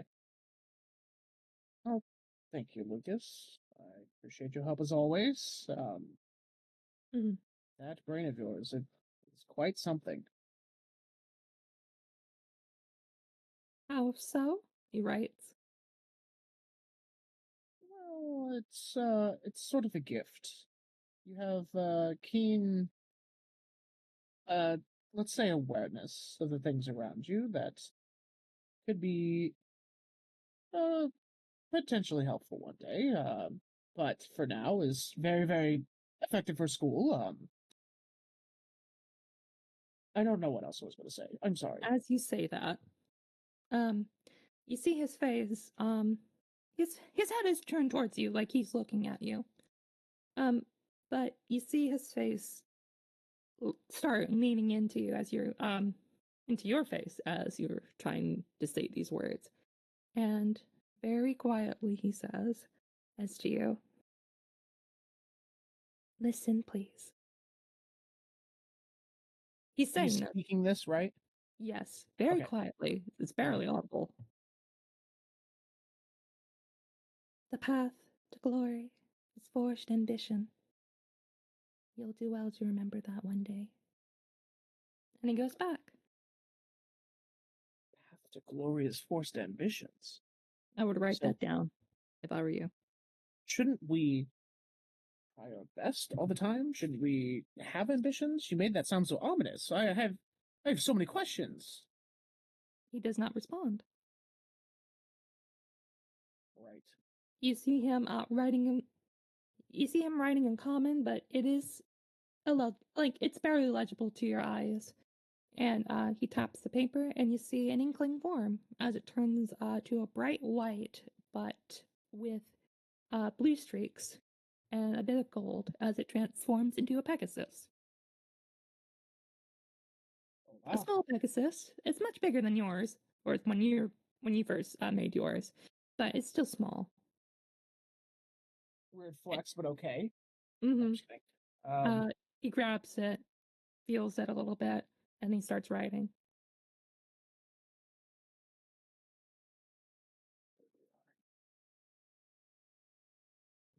You said it was the path to The path to glory mm-hmm. It's forged an ambition. is forced ambition. Forged, like forging something. Forged Mm-hmm. ambition. Okay. And that's it. Stormwind. Is there anything else you'd like to do for this class before we end it? No. And remind me what class the Owlin is a professor at? I thought it was Incomancy. It is Incumancy. You're looking Okay. right at her. I did say Oh. that she was like the old grandmotherly type. Oh, grandmother. Okay, got it. Okay. Okay, yeah. So yeah. Well then, I'll go chat to her afterwards, after class is all done. All right. You do have to turn in your assignment. So you get up and you let her read it, and she grades it, and you got a good mark on it. Oh, thank you. I think I'm starting to pick this up pretty quickly. You're doing great. And honestly, most people who aren't magical, who innate, never really make it far in these kind of classes. So you're doing exceptional, thank you. which is on par from what is expected from you as Strixhaven, let alone myself. Thank you for the kind words. I don't deserve them, but I do have one question for you. Yes. When did you know that you had an affinity for not only writing and the arts, but for magic as well? When you're around someone my age, you'll lose track of time, but you never forget the feeling. So I suppose whenever I was at my youngest, you could say. Really? Like young young. You just knew? Always had a talent for words. Always got people to do what I like, and she gives a little bit of a wink towards you. But it just depends. How do you find the gears that make someone tick? And whether or not they truly have a clock's face. Just depends, you know? That's the million gold piece question. I have been searching for people who would do what I would say for a while now, but anyways, I don't want to get carried away with that. Just let me know whenever you create your persuasion and influence class. I'd like to sign up for that seminar. As I chuckle. Well, actually, if you do well in this class, particularly, I shouldn't be saying this, but the pop quiz 2 days from now, maybe you'll get a spot. Well, sign me up. I will. I'm looking forward to it. Mm-hmm. And I noticed you were talking to Mr. Stormwind over there. Oh yes, he's a curious one, isn't he? Very. Comes from a long line of very powerful witches and wizards. Make a friend, and you might find a very strong ally. But, to be warned, their words are much more to meet the eye, if you know what I mean. Well, I'd say, considering they never talk. Very. But we shall see. Some days I think it's the only one who truly understands me around here. Well, I'm glad he does. And I hope you do the same as well. Now, off you go. Yes, ma'am. And I will. And you see a magical boot kick you off the stage. No. That's fair. Officially the longest Nyx has ever gone without mentioning the word heist. Yeah, I know. At least not the word, right? Yeah, not like in words. I was getting ready, just like, I'm sorry, what now? I'm so proud. Mm-hmm. My club the best. All right, that is the end of Inkyomancy. So yeah. Alrighty. Will, we are going back to you for your last class period of the day. Which is basic, magical, or raw. Mm-hmm.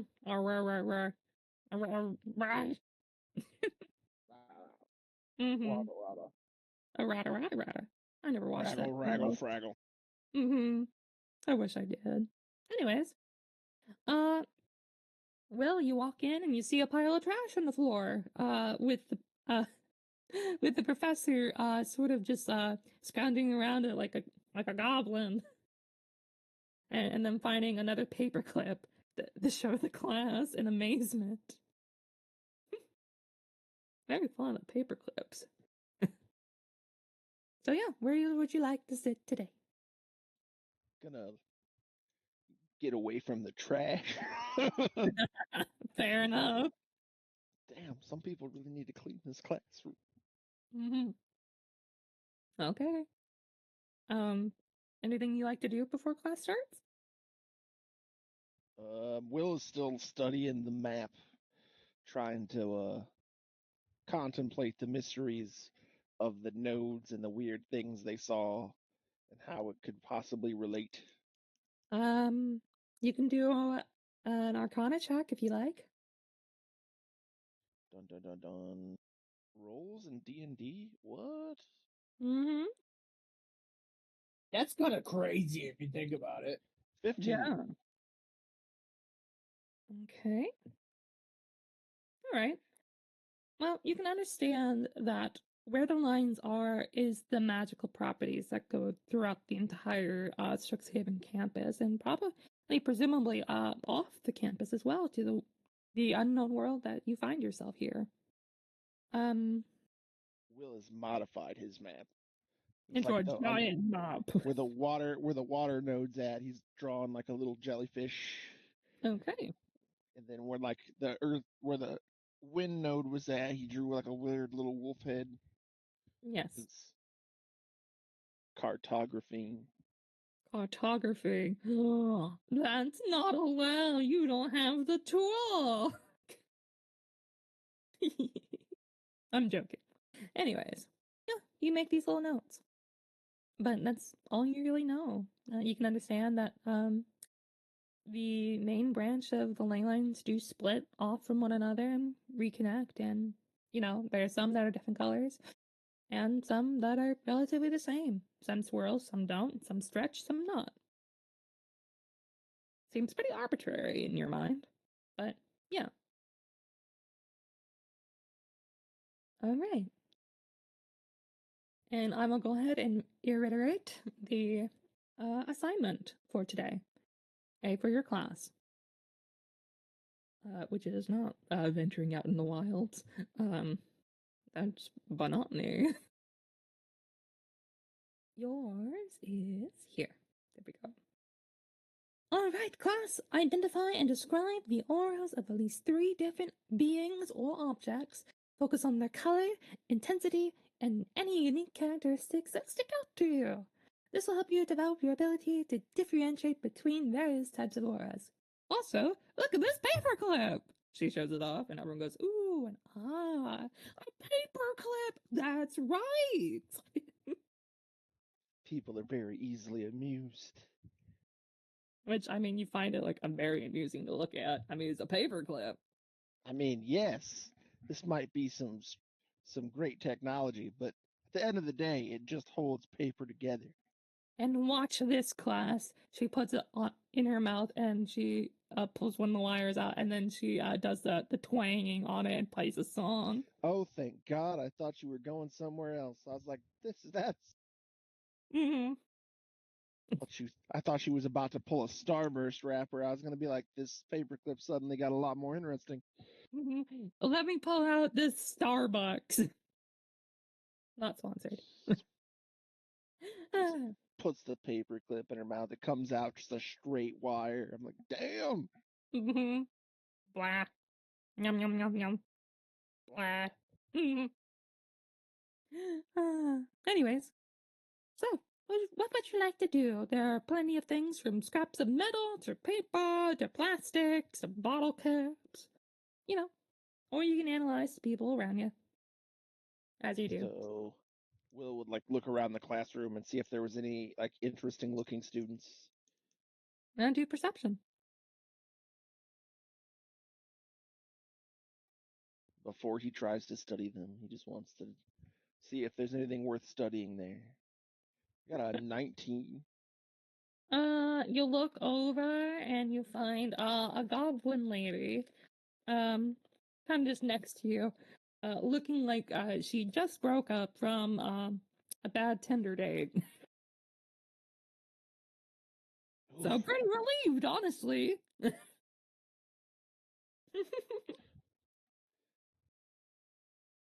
Blood in the water now. There's blood in the water.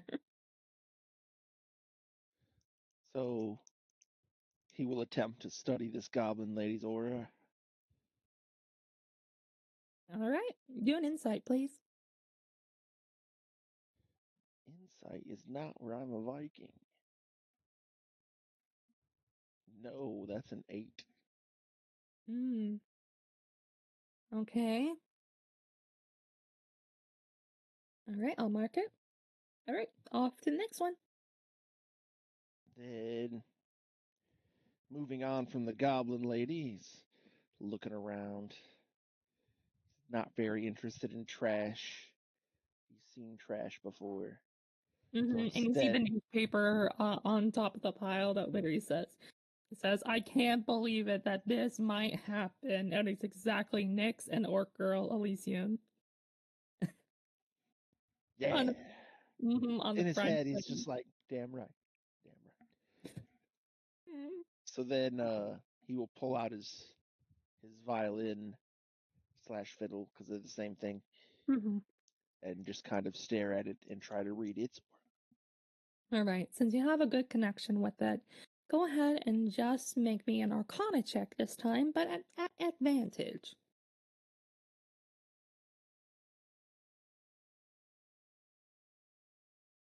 18. 18. You sense the deep emotion that you have connected with this item, and you notice, actually, you do notice a slight bit of color coming off from it from its sides. It's mostly blue in your eyes. Interesting. So he'll mark that down on his paper. And he thinks back for a second about another pair of blue eyes that he once seen. My blue eyes that I saw in the mirror that one day. Looks back, and then he shakes the memory off because he doesn't want to go down there. Dangerous roads and all. And he moves on to the next thing he might find interesting. Harold. I mean, Harold is like literally fused to my arm, so I don't know if that counts.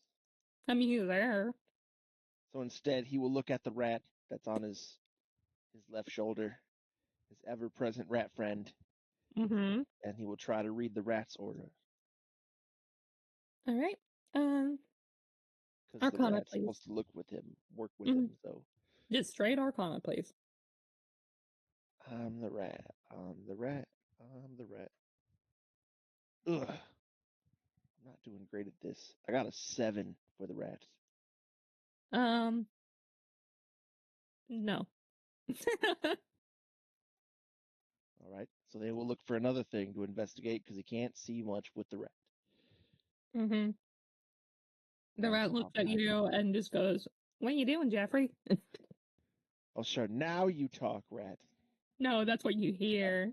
That's what you think that you're hearing when the rat's just kind of like, am I getting down?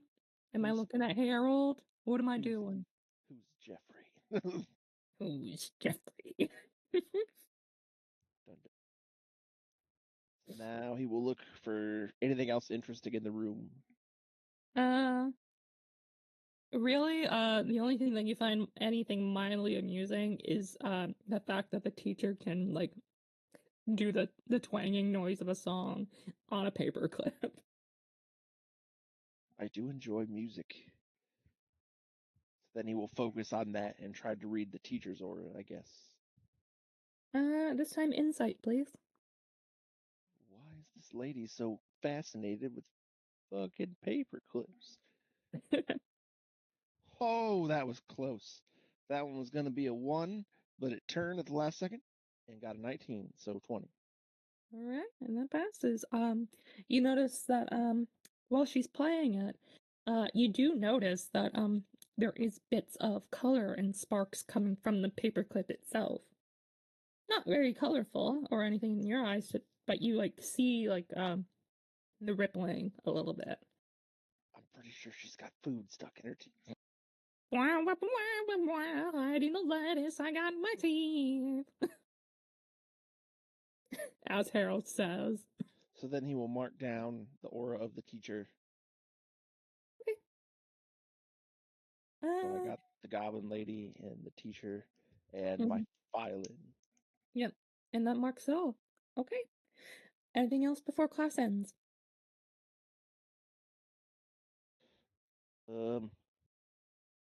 Mostly Will's just thinking in his head about how to get the information he needs. Okay. He's got a map now. He can use that. I mean, you always had a map, but he's just kind of running through his head. He's like, I got a ley line map. I got to go talk to that blind kid. I got to go find Aurelio and let him know about my rats. I will say, like we won't go immediately to the dormitory and start the new day, because we will actually have free time, this night, this coming evening. So I'll just let you say that. So if you guys want to do anything after school, you can. Before I start something up. So there you go. So it's still daytime? Yes, it's still daytime. Okay. But that's what you're thinking of, and you turn in your assignment, right? Yes. All right, you turn it in, and she goes, "Oh, you dead man! Ah, I'll give you full marks." And she stamps it. I give her a roguish wink. And she slaps you immediately. You aren't the rogue. You can't do that. You have to give her a bardish wink. Yeah, it's a exactly. roguish wink. It wasn't a flirty wink. It was just a wink. Outside of your class, how dare you? You're not even level 2 yet to multi-class that. I have charisma. It's a Riz wink. It's the Rizzler wink. Okay. Are you sure you want to do that? No, I'm not trying to flirt with the teacher. He's just winking. He's being nice and charming. You wink at her and you see her kind of like squint her eyes at you and just kind of like she's still smiling, but she's like, just okay. Some people have no manners. You just try to be polite and personable, and people just take it and run with it. I don't know what's wrong with these people. And you hear Harold go from nomming on your arm say, "Well, most people aren't you know, and maybe they don't want to date their students. Have you ever thought about that?" Who said anything about dating? Just because I'm gorgeous and charming and try to be personable and polite doesn't mean I'm trying to date everyone. You see, when you talk like that, it makes you sound like you're desperate. I just happen to be aware of my appearance is all. So you admit that you're desperate. I'm not really sure. I don't got time for any of that. You already know all the stuff busy I am. Who's got time for that stuff? He looks at he takes out a ginormous clock from behind him and just like he reads it. And it makes no sense to you. There's a moon, there's a star, and somehow it's making something, but you don't even know what it really means anymore. Where And did you pull that clock from?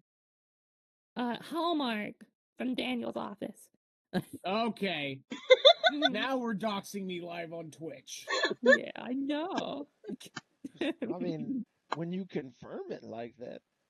The joke is we like to do Hallmark jokes. Anyway. He's just sitting there like, and you don't even have pockets. Where do you keep all that stuff? Where do you even keep that kind of stuff? And I don't you know, don't Harold. have hands. I got antennas. Are they more useful than hands? He takes one of his antennas and he stretches it all the way up to your lips and he shoves it in your mouth. Oh my. Did you know that your blood type is AB negative? Also, you're going to have a cold here in about 2 weeks.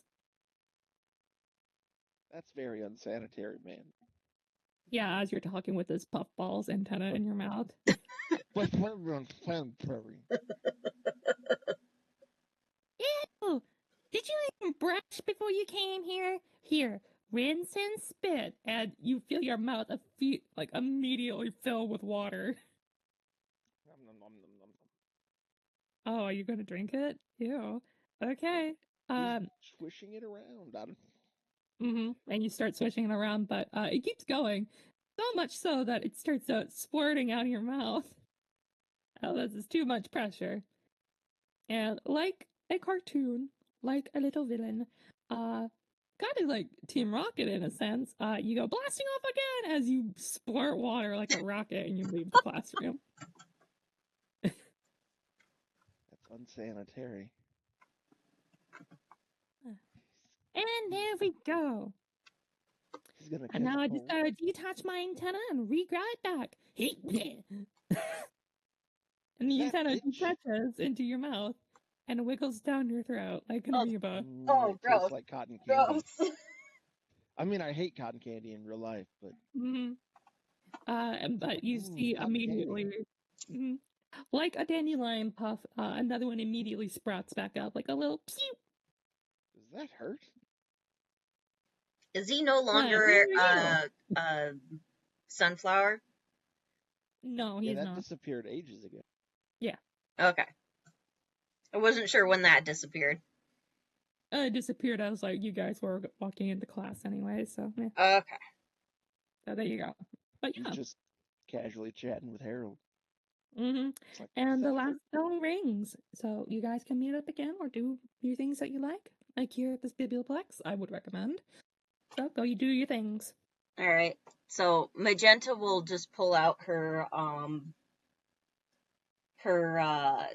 pipes of the sewer, even though she's and just kind of play a fun tune. Dun dun dun dun dun dun dun dun dun. As she's walking to meet up with her friends. Mm-hmm. And you do that, and Will, you hear this. Nyx, you suddenly do not, since you're quite far away for right now, but you do see the brightness that is Magenta. Will's heading to the Bibliopex to try to talk to that blind kid. He's you always are in there anyway. You are in the Biblioplex. Then I just wait for the blind kid, because God knows he always shows up here. Nyx, you do notice that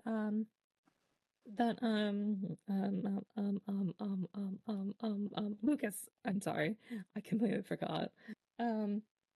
Did not get up with you.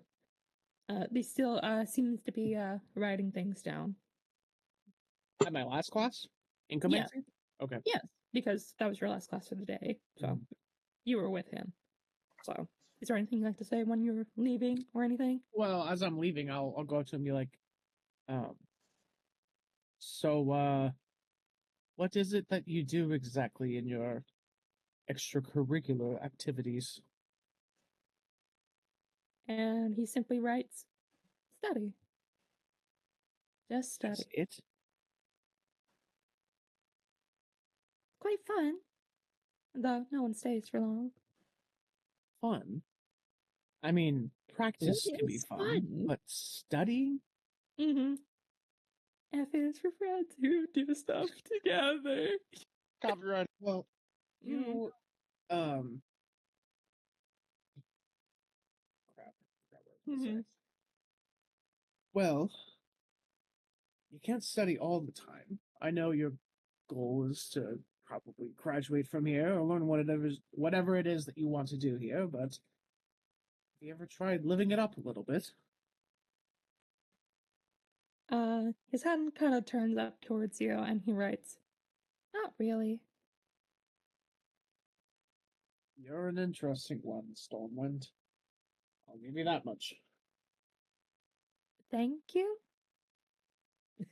Anytime, pal. And I give him a gentle pat, being mindful that he can't hear it coming, so I don't want to startle him as I do it. You do like a spider creep along on his side. He's like, ah! No. Yeah, I walk my fingers across his chest, and I, no. I literally meant to say back right there. I just made it way more, anyways. Yes. There's a Will senses a disturbance in the force. For all of our listeners, after 9 p.m., our campaign gets a little steamy. It's not my fault. It's just the rules. It's absolutely my fault. It 110% is now. But yeah. Okay. Will senses a disturbance in the force, as if 100 ships were suddenly sailed right out of the harbor. As if a million voices had been snuffed out all at once. Yeah, and Stormwind over here is not one of those voices that got snuffed out because he doesn't talk. Allegedly. Allegedly. And I will leave. After That's it. What do you want me to do? Kiss him? Oh. Yes. Maybe. Try to keep it short. You acted like you were gonna like invite him to somewhere. I don't know. All right, that's what you do. That's what you do. We'll see. God, he looks at you from above. He's like, "What do you mean?" He writes back in the book, "Oh, you tease." Just like, oh, you too. How dare you? As like the Oh. quill is writing itself right now. It's This like, all is not canon at all. He's no, like, yeah, it's not oh, good. they've interrupted class. What Oh, are you it's doing canon. here? It's in the notebook. Turns out the pen that he uses is the one that writes the school newspaper. He uses the quill and he just does the shh over my lips. And, Oh god. wait a second. For the newspaper, does this man write for the newspaper? You don't know. You never inquire about it. Fade to black. Fading to black. As you, you're Suddenly mad. hear Magenta's theme music in the background. When we return, we see Nick sitting on an egg. No. God. Okay. So, you're just gonna just walk away and, I guess find the group. Why do you keep saying it like that? What am I supposed to do? I mean, that's I what have- you're doing. I have anxiety. I said what I'm going to do, and now you're making me second guess. Well, I'm just saying, you know, a real friend would do something with him. I'm joking, of course. You said we're friends. You did. He's the only one in my heist crew so far. So I mean, like, he's gotta earn it. I mean, He's So it's you positively your work technically, friend. Nyx technically has tried to recruit Magenta and Will and Ren, but we Yeah, it's well, always a Magenta joke. answered when she gave us the secret spy tools. She She didn't gave us think the of it earrings. as secret Quivering with spy tools. Mantissa. She just thought of it as like helpful Patient. tools. And I guess you leave him behind while he studies alone. Would you quit saying it like that? Yes. I I'm leave him calling behind, it this. and that's it. Uh-huh. I guess you just leave him there for his blind self, all born, no friends. No Everyone friends hates in the him. world. The only You person who know. talks to him in this entire school just walking off without wanting to do anything. And then everybody died. The end. The end. Okay, you walk away and you I'm go just- find the group. Waiting for him in the bloody biblioplex. You Yeah, I are the went to go- Biblioplex. This whole thing is where we've been. I went to go find Magenta and talk to her. Yes, and you immediately exit out and you see her like playing on the pipes of the sewer. I guess with Will now. Like, Will's going back to the room where he first met Lucas. He's just chilling, trying to, like, avoid contact with people. Okay. Nyx, you are seeing Will approach. Magenta, you are seeing Will go away from you and approaching towards Nyx. What do you do? What are you guys doing? She's having fun just playing on her pipes. Okay. I mean, she's like questioning why. She's like, what's going on? And she kind of follows Will. Okay. And you I will go up to her and I'll like put my hand up real quick to stop her and be like, Magenta, I have a question real quick. Okay. Where did you find these earrings? I got them from Chio. My Cheeto. cobalt friend. That little rodent had these? Uh-huh. Take me to this Cheeto at once. When he says that, little rodent, Harold senses a disturbance in the force. It's like, rodent! I had enough of this, nabbit. I've been called a rodent so many times. First, I just thought it was a joke, but now I think it's just a stereotype. Hey, Will, you're punished. And he bites I his didn't arm. say it! I knew it. And he bites his Ow! What down are his you arm. biting me for? Take a point of damage, Will. Oh my Why are God. you biting me for? What did I do to you? Do you have a no biting rule? You never established that. Magenta is going to like suddenly sternly look at Nyx and narrow her eyes and like, he's not a rodent, he's a kobold. He deserves respect just like you and me. Well, that's what they were talking about. Okay. Yeah. I'm what still he arguing with deserves. Harold about biting me. And he lets go. Yeah. Okay, they weren't talking What What about he it. was that for? deserves. What was what for? The biting! The what? I've made a distinct effort to be nice to you. I mean, You have? He looks at you wide-eyed. yes! I haven't used the R word or nothing. Been trying to be positively chipper. I barely complained when you refused to wipe my friend's memories. What? Chipper? Why were you Can't hear trying that. to keep our memories? Well, You're too far. You're out of earshot. I'm whispering to Harold. You're audibly perception yelling check? at him.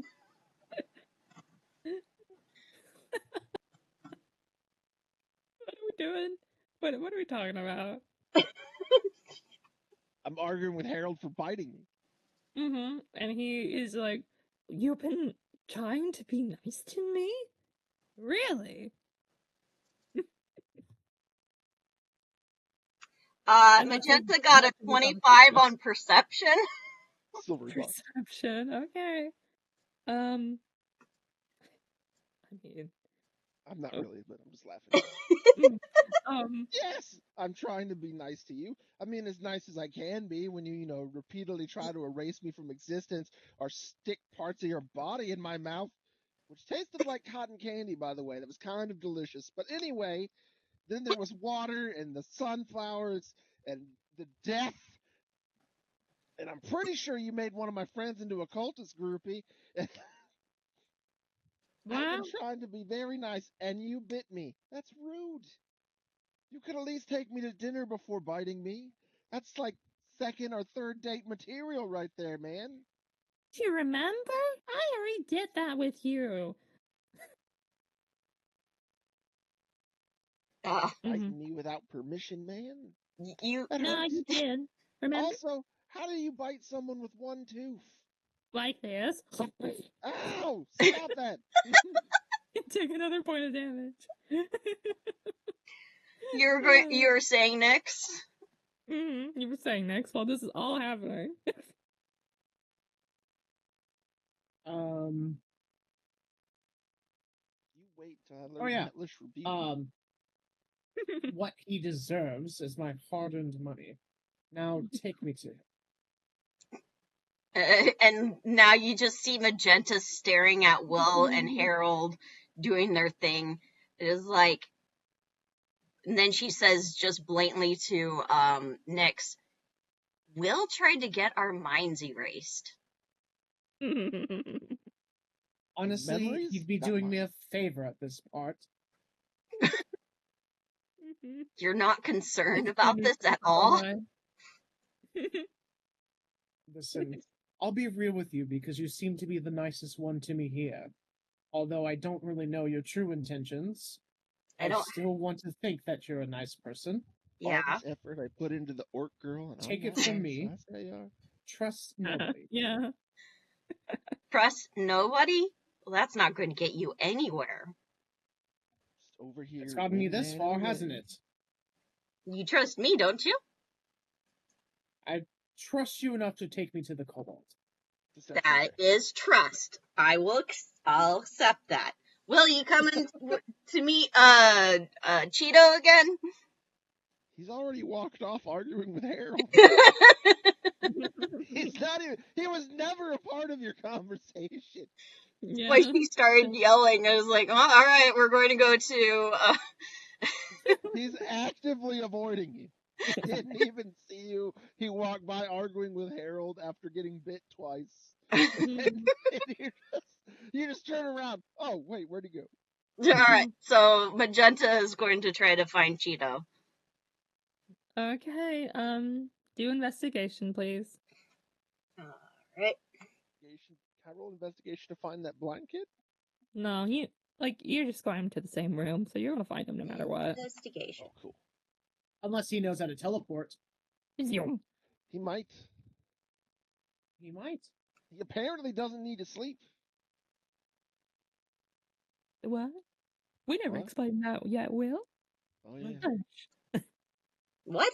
Oh, shush. Anyways, I just mean 18. I've never seen him be tired. He's always very spry. Good save, good save. I've never even seen him yawn, not like one time. Even you know how like when everybody else yawns, then you yawn, and if you don't, it's a sign of sociopathic tendencies.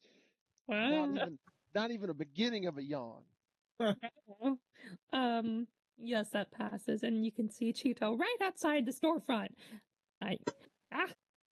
Get your student wax here! Get your wax!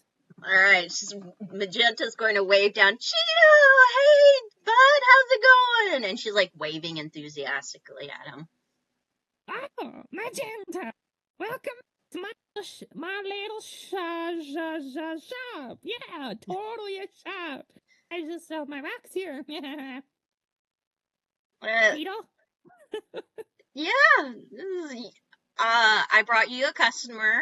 Nix wants to buy one of the message stones. We already Yes. have them. Tell me more of these mind stones. Well, what are you looking for? Message stone or mind stones? What are you looking for? They're two different things, honestly. Yeah. Whatever we can use to telepathically communicate with one another. So a message stone. Yes, 20,000 gold. Well, let me see if I got some in stock. Bum bum bum. And he shakes his little tray, and you see 3 message stones appear on the table. One blue, one red, one yellow. Yes. This will do quite nicely. How much? How much indeed? I don't like that laugh. Now, Cheeto, he's a friend. Cheeto, he just insulted you. I think you should double the price. 42? Oh. 1,000. That doesn't sound correct, Cheeto. You only charged me 10. Well, that was for you. Oh, true. I am quite. Well, I mean, the first thing he said to him was, "I don't like the sound of that laugh." I mean, she's the one buying them anyways. Aren't you, Magenta? What? Huh? What are we talking about? She's the one buying them. I am? So they're 10 apiece, right? Deception, please. Also, wait, how much was he gonna charge me for them? 42 gold. 42, okay. So it would have been a 420. That's a whopping that 3. man cannot lie to save his ass. God damn. I'm sorry, but what are you talking about? Yeah. I'll shake my head. You're like sweating bullets. You were about to buy these 3 mind stones, weren't you? Why? I already got you guys your mind stones. We need some more. For our friends. What friends? Oh, you mean Soren and Corin and... Did I... and Snow White? You anti-loser? Their names do not matter right now. All that matters is that we acquire these last 3 before they're gone. Cheetah's like, you have friends? 1d4 psychic damage? Apparently not if I'm getting gypped at 42 gold apiece. Well, Cheeto is my friend, so... But you are not your friend. You are you, who is pink. He is not. Yeah, that's true. He's not pink, but he is a black owlin. So that does make him unique, Cheeto. Cheeto hates owls. He's an emo, though. Damn! And you think this conversation is helping that? Called out in 4K. I'm sorry, he is blunt. He's a bit like an edgelord. He's like a cute little edgelord. Look at him. Look at him. I bet he's dyed himself. He rubs a little cleaning alcohol on your feather, and it comes off. See? He's fucking died. white. He's been white the whole time. He's been white the whole time. Oh my god. Alright, you've had your fun. Yeah. Now, what is the actual price of these stones? Okay. 50 gold. 45. 45. It rose by Just said they 3 were gold. 42. I love Cheeto. You asked for the full price. This is full price. I asked for the real price, not the full price. That's the real price. Real. That's the real price. That is the real price. And you'll Real sell and them full. for 40. You'll sell them to 10 for her. But for me, you increased it 3 gold in front of my very eyes. Yes. It's called respect, man. It's called capitalism. I will turn Will's back not to like, here, "Don't but tell." in his head he's thinking of that $42,000 gold pet when everybody else got theirs for like And Yeah. 100. and Nick, Yeah. didn't I already get you a stone gift? You did, but this isn't for me. Who's it for? It's for a friend. I've said this. I know I'm a liar, but that statement was true. It's for a friend. You have a friend. Everyone is surprised. I will turn back to him and say, okay, I will purchase this one for 45. Which one? Red, blue, or yellow? The blue one. Okay. Opa.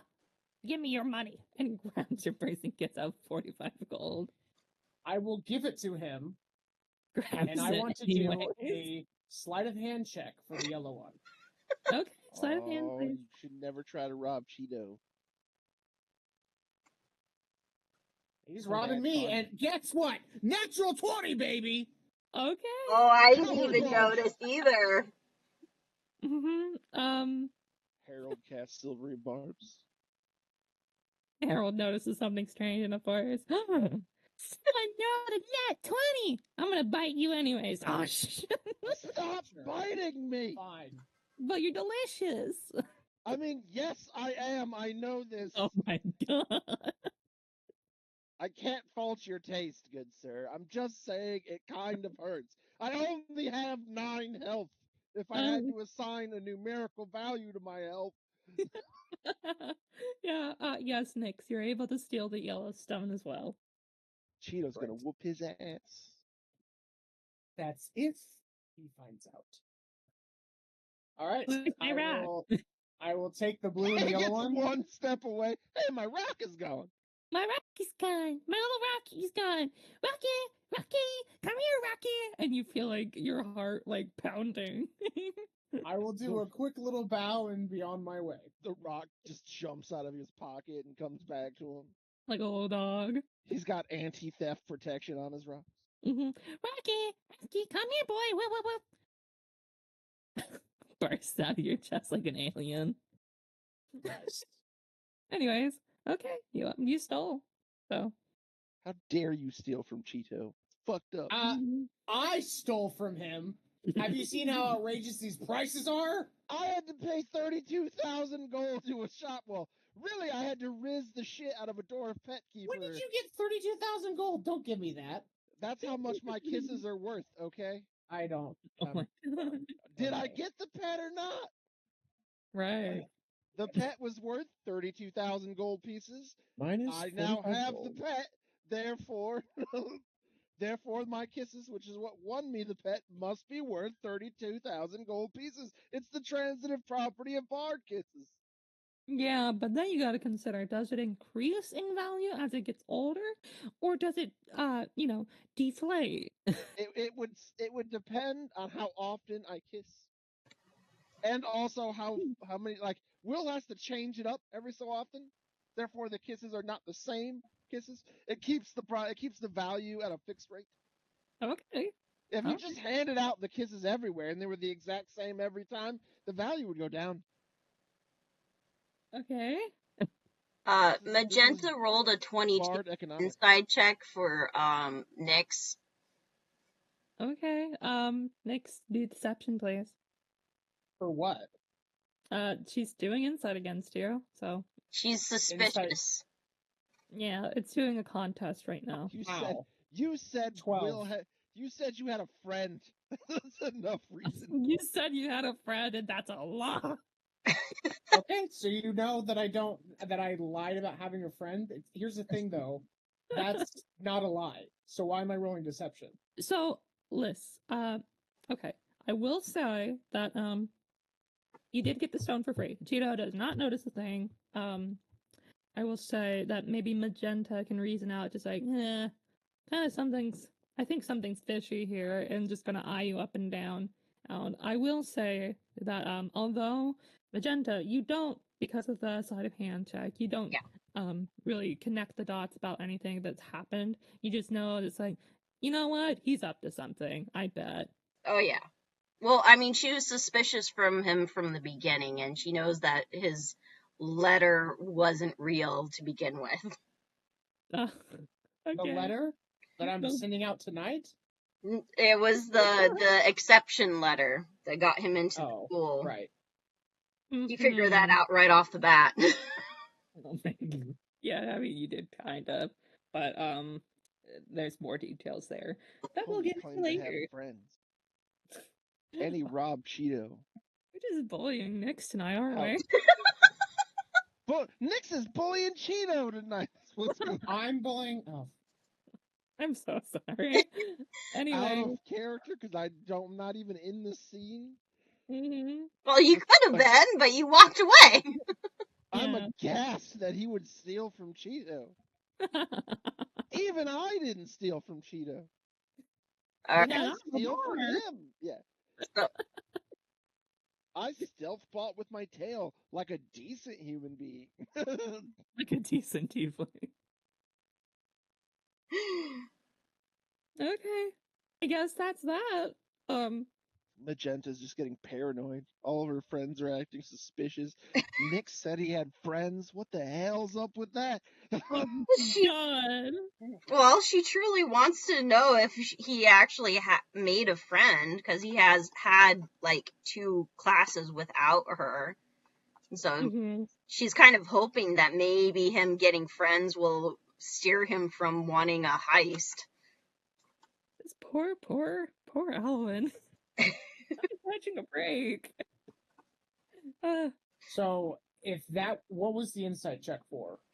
Was it to see if I was lying about having a friend? Is that what you wanted for Magenta? Sure. Lying for having a friend? Sure. Okay. Then I don't need to roll a deception check, because that wasn't a lie. Okay, then. Alright. So she's like, really is like, oh, you got a friend! Wow! And that fixes the error here. There we go. Okay. Yeah. So she doesn't know. Better. I even rolled a perception check. She didn't even notice the sleight of hand. Yeah. Cheeto's drawer is gonna be short at the end of the night. That's gonna come out of his paycheck. Wow. My head's gonna get cut off. Like, oh my God! You killed Cheeto. How am I going to regrow it back by tonight? Like, Cheeto, what? Here, how about I buy something from you? I don't know what happened to it. He doesn't notice anything. Like, this is later. Oh, later. He's going to be so sad. He's gonna be crying with that teddy bear that's such a downer in the pub. I'd like, if it's possible, I would like her and Cheeto to have a cool handshake. Sure. Just do sleight of hand so we can get your hand. God, I hope you fail. You accidentally punch Cheeto in the face. Oh my God. That would be a 14. You got an 11. I will say you guys did an okay handshake. Yay! She's like, alright, see you later. Cheeto goes on. I'm really glad I sold that rock, man. Times are tough right now. I'm not selling a lot of things. I got a wife and kids to feed. If I ever didn't sell, if my inventory ever got stolen, my children would starve. And then you realize that the rock won't work unless you buy it. It's like one of those things, like a gift card. Steps 2 feet away and a giant siren goes off. Lost protection comes up. Anyways, that's it for now for X and Magenta. As we will now go to Will. So yeah, what you doing, Will? going to find that kid Yeah. and murder him. No. No. Maybe later. But anyways, going through the sea that is the other student bodies, you make it over to the incumancy classroom, and you do see him riding away. Let's see. Can't hear or can't see. Yeah, you So we'll can't just see. be like, Not enough. yeah. Just walk up and be like, hey, how's it going? Nice He to meet writes. you in the daylight. He writes in the book. Hello. Well, is it? Ah, yes. Your name was Lucas, right? That's right. How's it going? Studying. How are things with the building you never leave at night? Pardon? He's talking to him. He's just like, he'd be like, Uh-huh.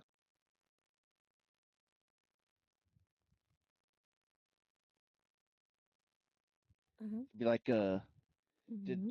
you ever get that note to my friend? Uh.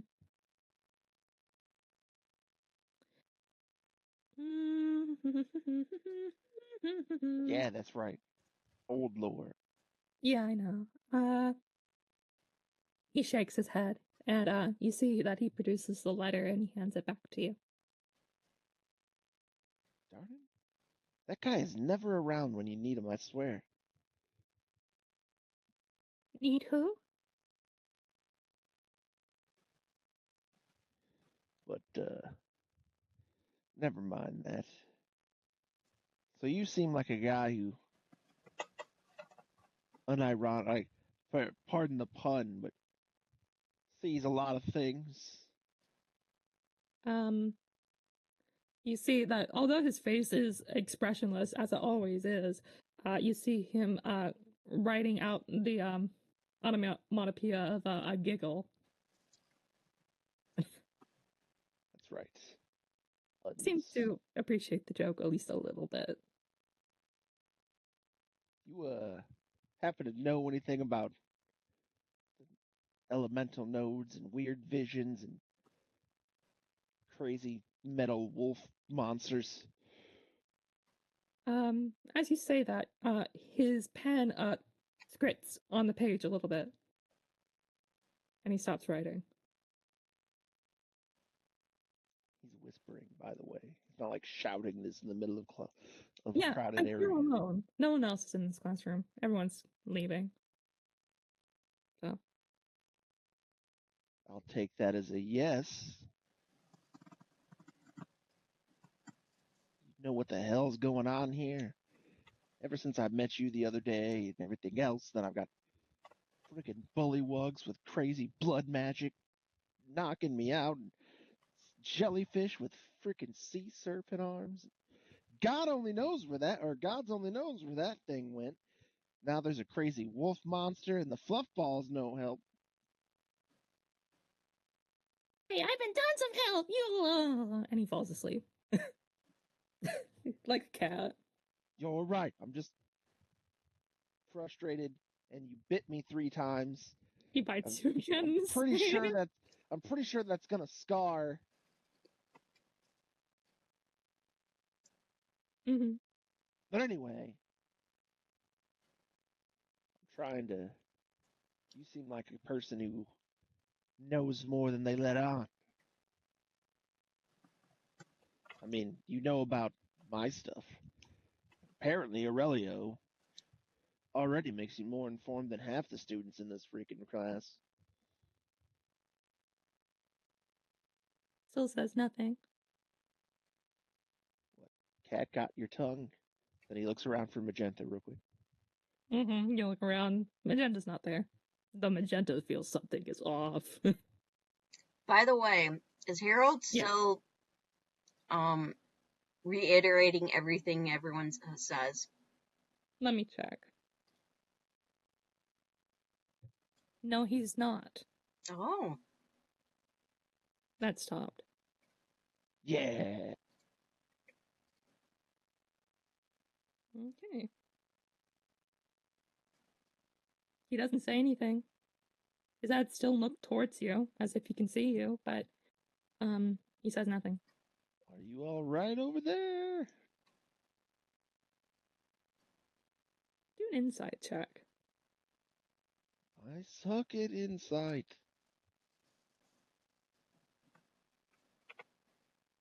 Except for that time, because I got a 20. 19 plus 1, so it's a dirty 20. Okay. All right. You notice that although he is pretty much stock still all the time, like a photo always taken of him in black and white, you do see that his quill is shaking ever so slightly.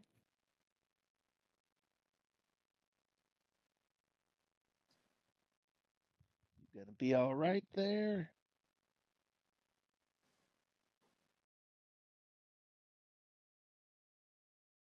He says to you in a very quiet voice,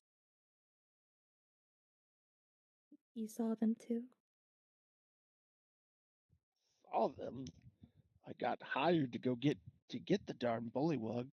He poured some kind of red potion into a fountain, and next thing I know, the darn freaking jellyfish from hell pops out. No way in hell I was taking that thing on. Then the freaking bullywug knocked me out with some kind of crazy blood magic. Next thing I know, my friends are all having visions. He stops for he kind of does. He doesn't stop because he's not paying. He wouldn't realize what he said. He just goes, now then I trying to do my assignment at the wind node, and some kind of crazy metal wolf thing tries to eat me. I don't know entirely how all this is tied together, but I'm gonna guess that bullywug guy is up to no darn good, and he moves fast like. And you seem to know all the other pieces. When you say wolf head, you see his claw actually, like, fully shake a little bit. Yeah, I know. It terrified the shit out of me, too. I don't know what the hell. Tried to eat me? Well, at least I think it tried to eat me. It disappeared as soon as it got as fast as it appeared.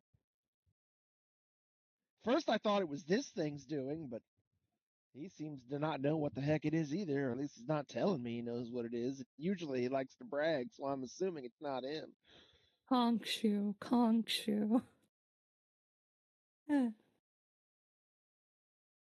So yeah, that's what Harold's doing right now. Go ahead. That's assuming it's not him. I need to figure out what the heck is going on before more friends get wrapped up into it more than they already are. Bad enough trying to figure anything out without them freaking finding anything out. As you say that, he puts his quill down, and he stretches out quivering fingers to you as an open hand for you to take his. All right. You put your hand in his? I mean, normally I don't do this kind of thing to at least the third, and I'm just, Oh my god. I'm just kidding. Yes. And you put your hand in his. Then he says, "Whirling breezes, swift and light, form effigy tonight. Shape the air with mystic hand, summon winds at my command." Okay, I'm gonna need that repeated because my pen is retarded and just decided to not write very well for some reason. Mm-hmm. Got it copied here. I'll just post it in the general. So,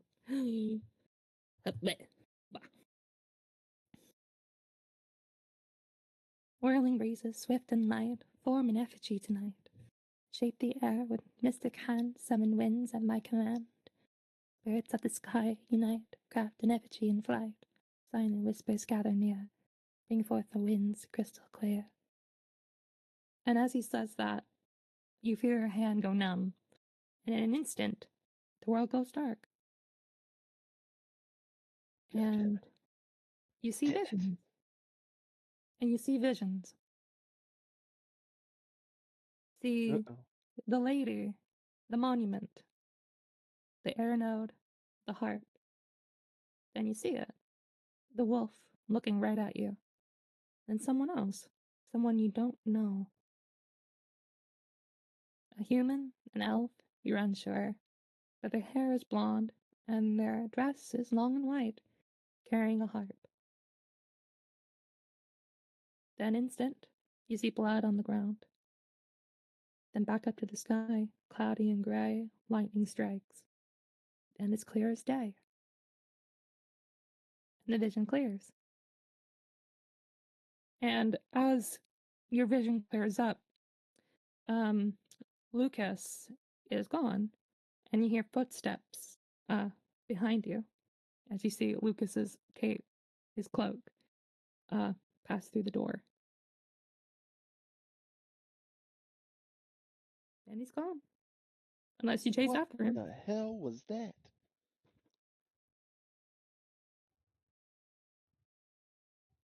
Hey, what the hell was that? He calls after. You call out to him. But are you gonna chase after him, or is that it? You don't want to chase after him because it would draw a scene. Okay.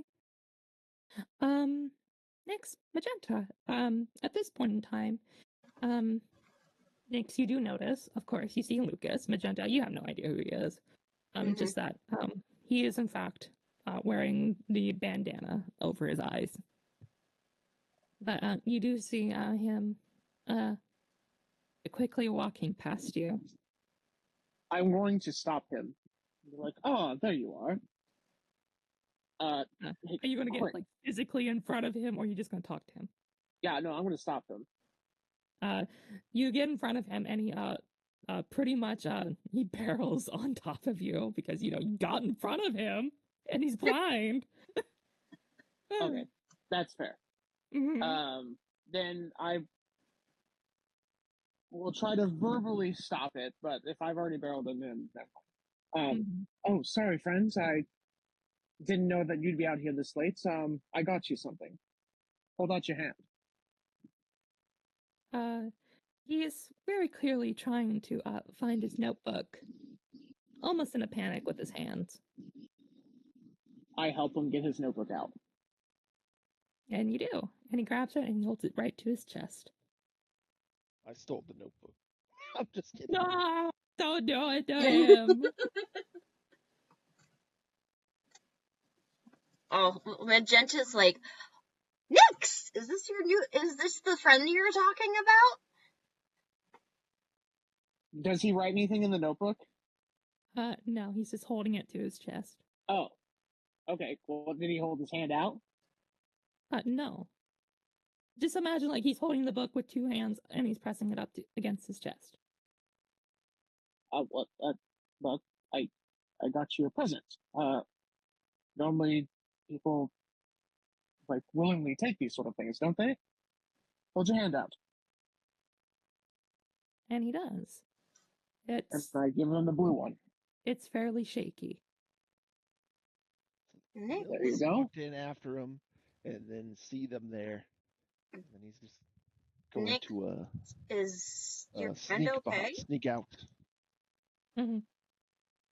unnoticed. He's a weird one. Should I do a perception check to see if Magenta sees him? I would say your attention is focused on Lucas right now, considering It would have taken him a minute to like recover from whatever all the hell that was. Then he walks out and he sees them there, and he's just like, God. He's frustrated. Like they're always getting in the way, so then he'll sneak out. Her passive perception is 17. Yeah. So, Will, if you want to do stealth, you have to beat 17. Can I use my boots? You can. So the minute I see that they're there, I use my boots. Okay. So then I don't make any noise. You may roll stealth at advantage, please. No, he wouldn't use the boots. Probably not during the day. It wouldn't make sense in a hallway where there's probably a bunch of people. Yeah, it is pretty crowded. Still a 24. Oof. And that would beat it. Yeah. So I'm yes. stealthy as fuck. Well, you will move, and you So, will. Like Will just like looks over there and sees them over there, and he's a little frustrated because it's like, God, I can't get anything fucking done without them being in the. So then he'll just sneak off. Okay, well, you're gonna be doing that then. All right, next Magenta. What you guys doing with Lucas? I give him the blue earring and I explain to him, here, this will help you communicate without having to use the book. And I explain to him the properties and how it works and blah, blah, blah. He feels it with his thumb. And he gives you a little bit of a shaky nod. Right. Nix, I'll aren't be you on my going to way then. introduce? Oh, yes. Magenta, this is Lucas. Lucas, this is Magenta. Hi, Lucas. She holds out her hand, or touches the back of his hand if his hands are still clutching the notebook. I will say that one hand is still clutching the notebook, but he hasn't retracted his hand from the sending stone. It's more or less he's still holding it up in the position, even though Nyx has already dropped it in his hand. All right, and everything. so she's going to touch the back of his hand to hopefully help indicate that she'd like to shake his hand. And as soon as you touch his hand, he grabs it. Whoa. Okay. Nice to meet you. My name's Magenta. And Nyx, are you looking directly at him? Yeah. Mm-hmm. Well, I will say that you are passing by. So, let me see. Go ahead and roll a die, even or odd. Odd, just tell me if it's even or odd. That will determine.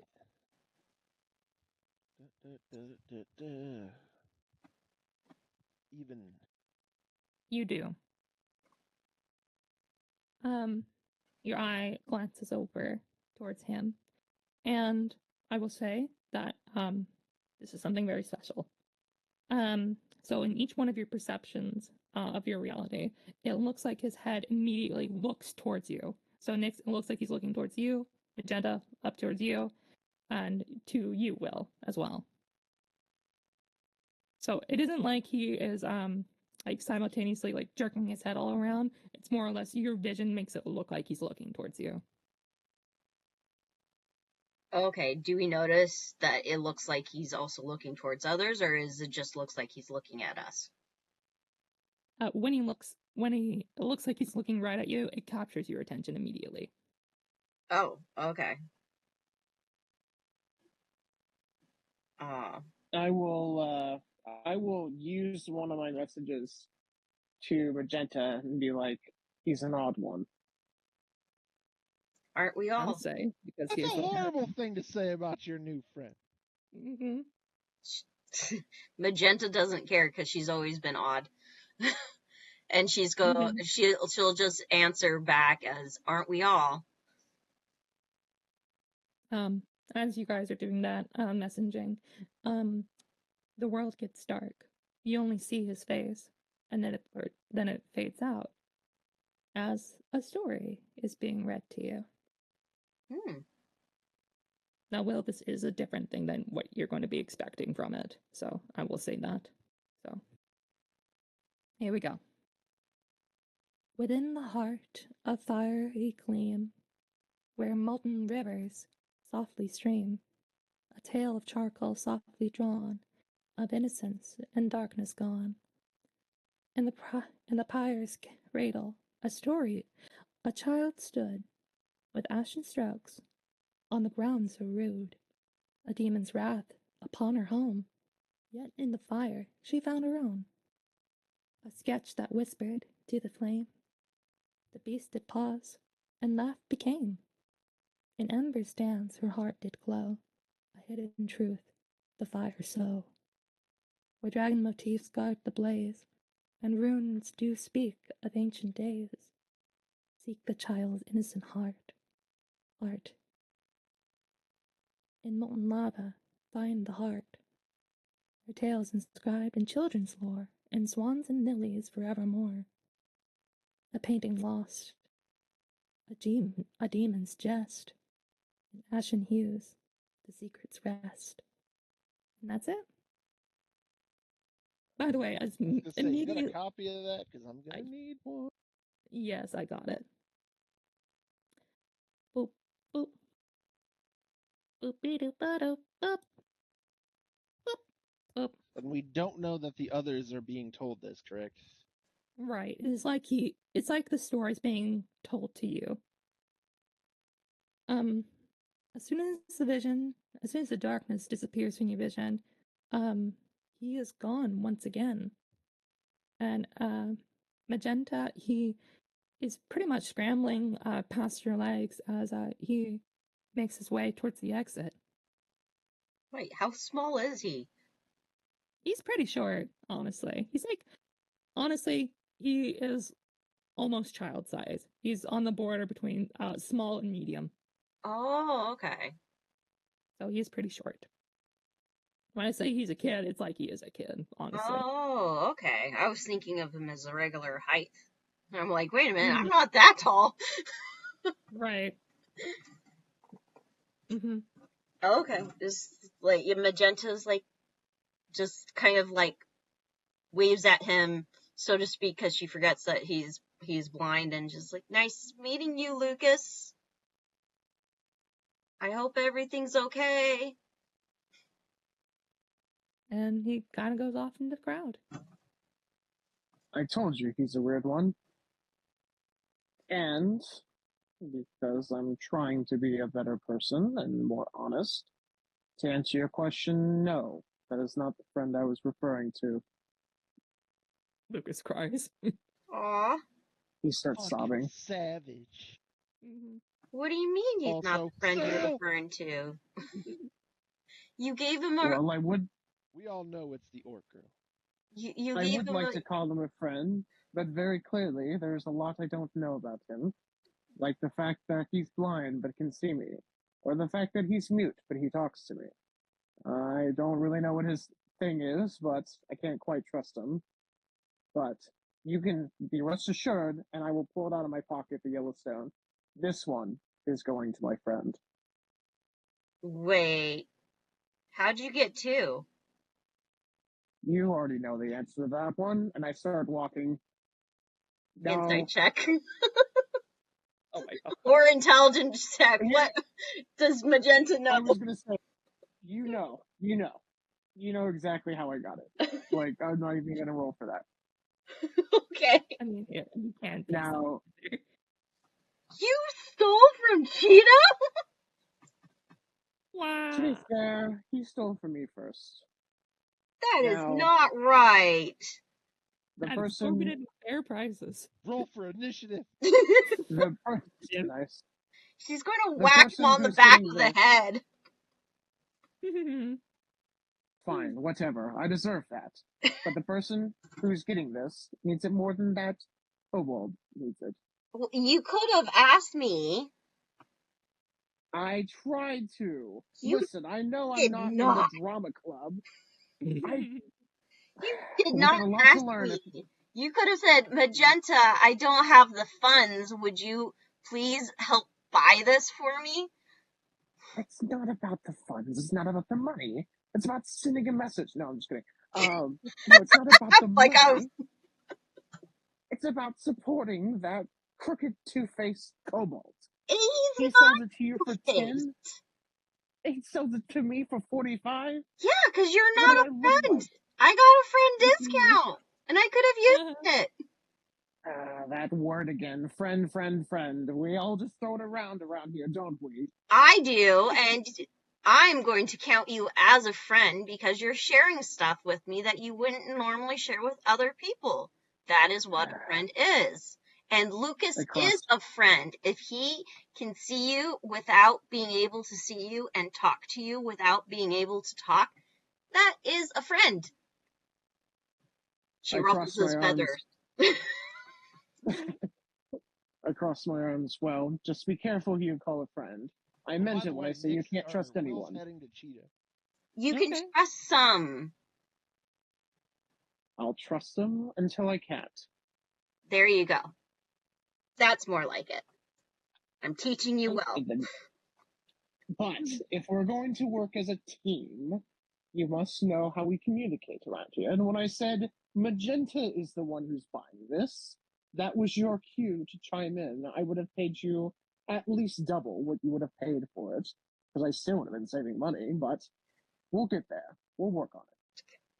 Well, excuse me for not understanding your sleight of voice techniques. You could have just outright said it to me and I would have done it. Yes, but then he would have charged more, because as slimy as he is, he's not an idiot. No, but that's okay. He wouldn't do that to me, because I already bought stuff from him. But he would know. You could have asked before we got to him. You're right. That is on me. I will give you that. Okay. But alas, it is day 2, and we have a lot to learn. Now, if you'll excuse me, I need to go to the postal services. Okay. I guess I'll see if I can find Will. Where'd he go? I hope Harold didn't eat him. Harold's on the floor in the anchromancy class.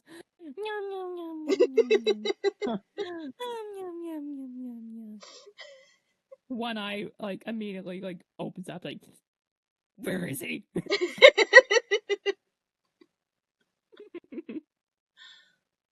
Harold, use roll out. Roll out. Roll out. Wait, that's copyrighted. Oops. I was just doing Pokemon. But anyways. Meanwhile, Will, you're with Cheetah. Hello. So you walk up. Cheetah, buddy, how's it going? Oh, you know. Trying to be very charming. Yes. But in a friendly way, not trying to sleep with Cheeto. It feels like someone is trying to sell me something.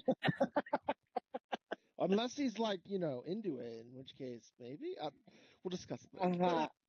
Anyway, I mean he's just being friendly. You're really barding over there. Immediately sees them. He's literally just being friendly. Oh, okie dokie. Cheetah? How's it going? Sell anything today? You having a good day? Yes. Well, that's good. So I was just wondering whether you had, a ring of speak with animals or talk with animals. A ring? Yes. This is a rock shop. Well, I guess if it's a rock, that'd work too. But didn't last time, not the time before last time, didn't you pull a curtain out and everything suddenly was rocks, and then it wasn't rocks, it was other stuff, which was a cool trick, by the way. You mean this? He taps his tray, and you see a bunch of rocks appear. He taps it again, then other rocks appear. I'm a rock shop. Yeah, but I swear you were the one I bought stuff from the first day, and they weren't rocks that day. Are you talking about the school store? Yeah, that thing. Oh. It's right over there. Well, I mean, I'd rather buy from you. Really? Yeah, that other guy was kind of a jerk.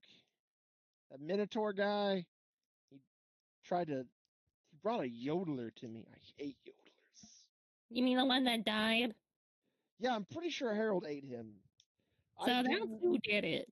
I didn't have a part in that, though. I mean, I thought we were just competing for, a fair price, because the guy was kind of rude. And next thing I know, Harold's eating him. Disturbing. But I guess you get used to Harold in your party. Well. I've seen him eat 4 people already, so I'm kind of getting numb to it. But you mean like that? As Harold like eats someone in front of you. Yeah, that. I'm just kind of getting used to it, but I mean, so do you have a rock of speak with animals? An object that I could use to speak with animals more than once a month? Maybe a daily amount per se? Or maybe just a passive communication with one animal in particular? You mean like that rat? Yeah! You noticed the rat. Are you a fan of rats? Cheeto? I don't know if that's a yes or no, bud, but he's just trying to be very friendly with the rock guy. Because Cheeto's great, and anyone that would rip off Cheeto just must be a cold-hearted bastard. Oh my. Oh my goodness. My, okay. Cheeto is great, man. Let me see. Okay. Yes, a couple of them do appear on his table. And there it is. You see plenty of rocks of all different shapes and sizes and colors. So, is there like, what one would you best recommend being the expert that you are? And Magenta tells me all the time about how great a salesman Cheeto is. He knows his stuff. So, what rock would you recommend for having conversations with my friend the rat and my pets? Hopefully, I've always wanted to know what they were saying. Well, the displacer beast just kind of eats a bunch of mushrooms, but Uh-huh. So, you wanted to talk to different animals of multiple different species? well, preferably those three. Maybe ones I have like I don't know an intimate, deep like bond with. I don't know. I can recommend a general animal speak with Yeah, animal sound, but that kind of costs a lot. yeah. He pulls out his pouch. I'm not as lucrative as I once was. Yeah, I'm not. like the pouch is like bulging out just with coins and everything. He's like, yeah, I'm pretty spent, He only has 82 gold. which is a lot. Well, true. But considering like the last time someone told me something was expensive, it was like 32,000 gold pieces. Mm-hmm. The economy in this place is insane. You bet. Well, For a general one, probably this one. This one's an attunement item. And you can just cast it as you will as a ritual spell. Usually takes an hour to perform, to get it up and running. But it'll stay on till you go to bed. oh, that sounds lovely. How much is that one? Your pancreas. No, I'm kidding. You're dealing organs now? Mm-hmm. I kind of need that, buddy. I could maybe acquire pancreas if you didn't ask a lot of questions. You see, a bird stole from me. A bird stole from you? Yeah, I'm Who kidding. would, I'm kidding. who would do such a thing? I don't know, but his name is Nix, and ooh, fly. Oh, I'll I'm have words with kidding. him. I Mm-hmm. know that guy, and he's a good guy, but how could you steal from Cheeto, man? All not canon. All not canon. Okay. This is the price that I have for it right now. Your price total is a total of 5,115 Every gold. time Will tries to buy something, it's outrageous. It is pretty expensive. Every time. And I did randomize it, so I'm sorry. Stop randomizing things for me. Every It's time I'm random. randomized, every time I'm randomized, it's like 50,000. Every time. I'm beginning to think Will must have been Midas in a previous life. Everybody else, 10 gold. Me, 50,000. Mm-hmm. As soon as you hear the price, you feel a hand, kind of slap you on the back. It's very strong hand, and you hear, I'll pay for that for you, buddy. And you look over, and it's Rosie. Hey! That's not my favorite dwarf, madam. You're looking lovely today. Well, thank He's you. pouring it on. He's already got a connection with Rosie. Mm-hmm. What's that Nix and Magenta over there? Hey, guys! We gotta... She calls them over anyways. Oh, there you are, Will. I was wondering where you went to. Hi, Cheeto. Hi, Rosie. You know, Cheeto was just telling me that somebody made off with one of his stones, Magenta. Can you believe that? Who would rob from Cheeto? Not canon. Not canon. I mean, he's like the cutest little kobold. Who would ever do that to him? He's a little It's yellow canon cobalt. now. It's canon now. He's a little yellow cobalt guy. Look at him. He told me yellow was his Cool. favorite color, and someone robbed his yellow stone. I mean, I can't believe that. Yeah, I make these rocks from my own body. He rips off a scale and puts it on the thing like it's Oh the my rock. goodness. That's slightly disturbing. But, I mean, look how hard he works. Exactly. So my scales must be as hard as iron. I just technically process rock. But anyways. You're buying from Cheeto? What you I was trying to. Oh, he was buying, I think it's an animal speak with animal stone. Well, that's cool. Yeah. I thought it'd be neat to, you know, figure out what Morgana and Brocken are always talking about. Well, honestly, Broken don't say much. He's very quiet for an Ember pup, but I mean, Both.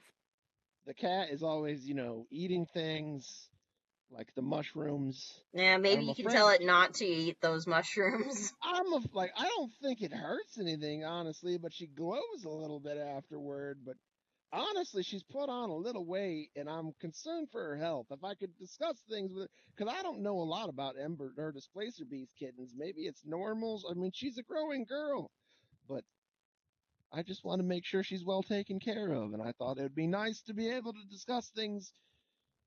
I like pets. Yeah.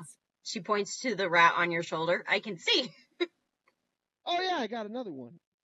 And as you look over to your rat, you see Harold's already shuffled up beside you.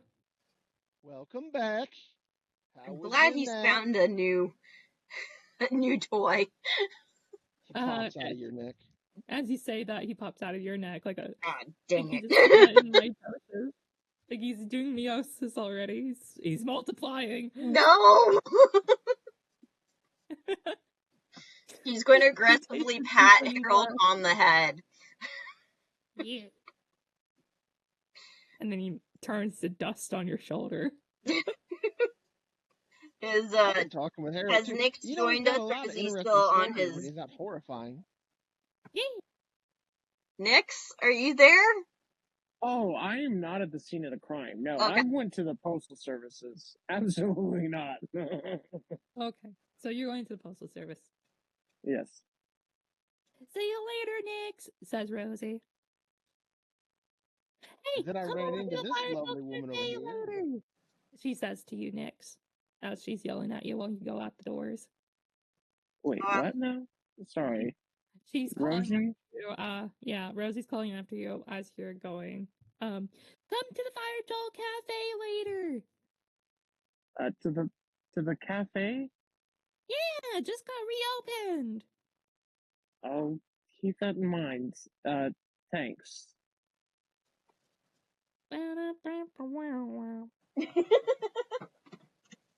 So Nix is going to the post. To the mailing services, wherever that might be. All right. Yeah. And meanwhile, yeah, let me just buy that right quick. And she literally pays top dollar, whatever a dollar is in this universe. I mean, that's awfully expensive. You kidding? And she just writes a check. And she just hands it to Cheeto. As generous as you are, lovely, my friend. As generous as you are. Wow. I didn't know you two were a thing. What? I mean, legitly, after the first day, he wrote, he promised to write her a sonnet at one point. He's kissing her hand. He actually kind of has a thing for the dwarf. strong. She has exotic pets. I mean, I was just buying him because she's a friend. I said he seemed to like animals. I do enjoy animals. They're very wonderful creatures. Yay! Not many people, not many people appreciate a good rat. Yes, look at the little guy. And the rat looks pleased. Oh, that's cool. But yeah, I just came to find you guys, Oh, you did? It's been so long. Yeah, we haven't gotten a pet from you. Yeah, I know. That's really concerning because you didn't come and get the pet supplies that you were mandatorily got to get. But don't worry, I brought them to you. And she thank you. slings the bag at you. Oh my goodness.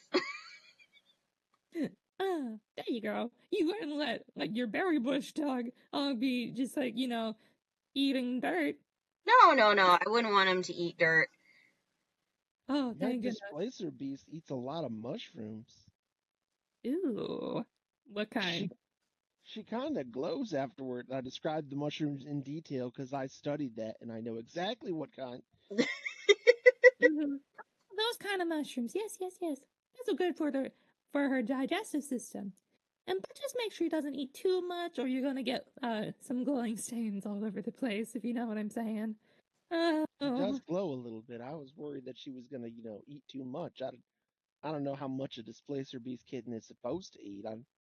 Oh no, practically anything. They have iron stomachs, and so they'll be fine. Just make sure you don't go eating them either, or you will glow too, and you might be put in the hospital. And you never know. She looks at Harold. Maybe Harold will try to fill in for a teacher. A sad day that was. Oh well. Yeah, last I saw, she had a Grateful Herald t-shirt on and was running around with some kind of band lineup. It was really weird. Someone got taught by Harold? I was talking about last year. What? Oh yeah, Maeve got taught by Harold Oh for like no. one class when she was sick, and last we saw her, she was running around with some kind of brochure and a Grateful Herald t-shirt, and I don't know what it was, but I hope her soul survived. Oh well. I'm sure it's probably nothing. That's not Anyways, ominous at all.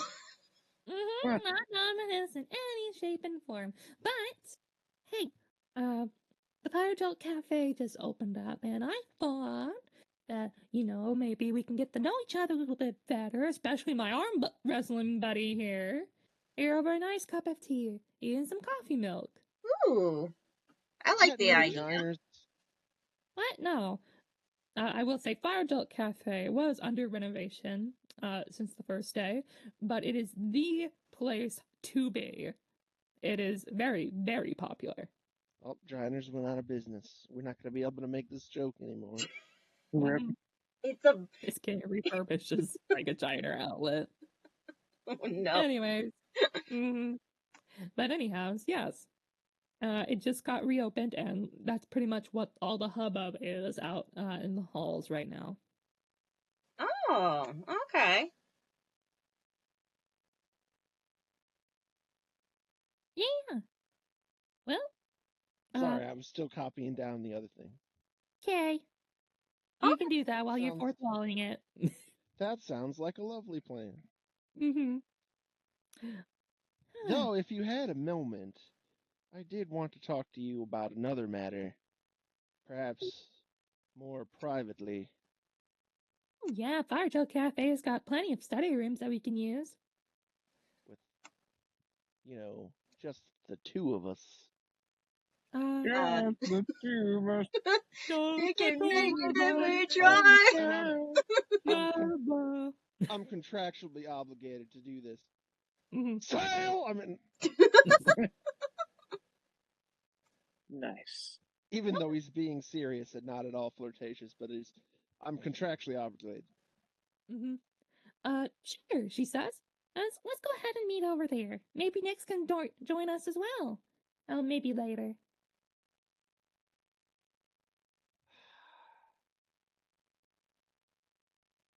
That's more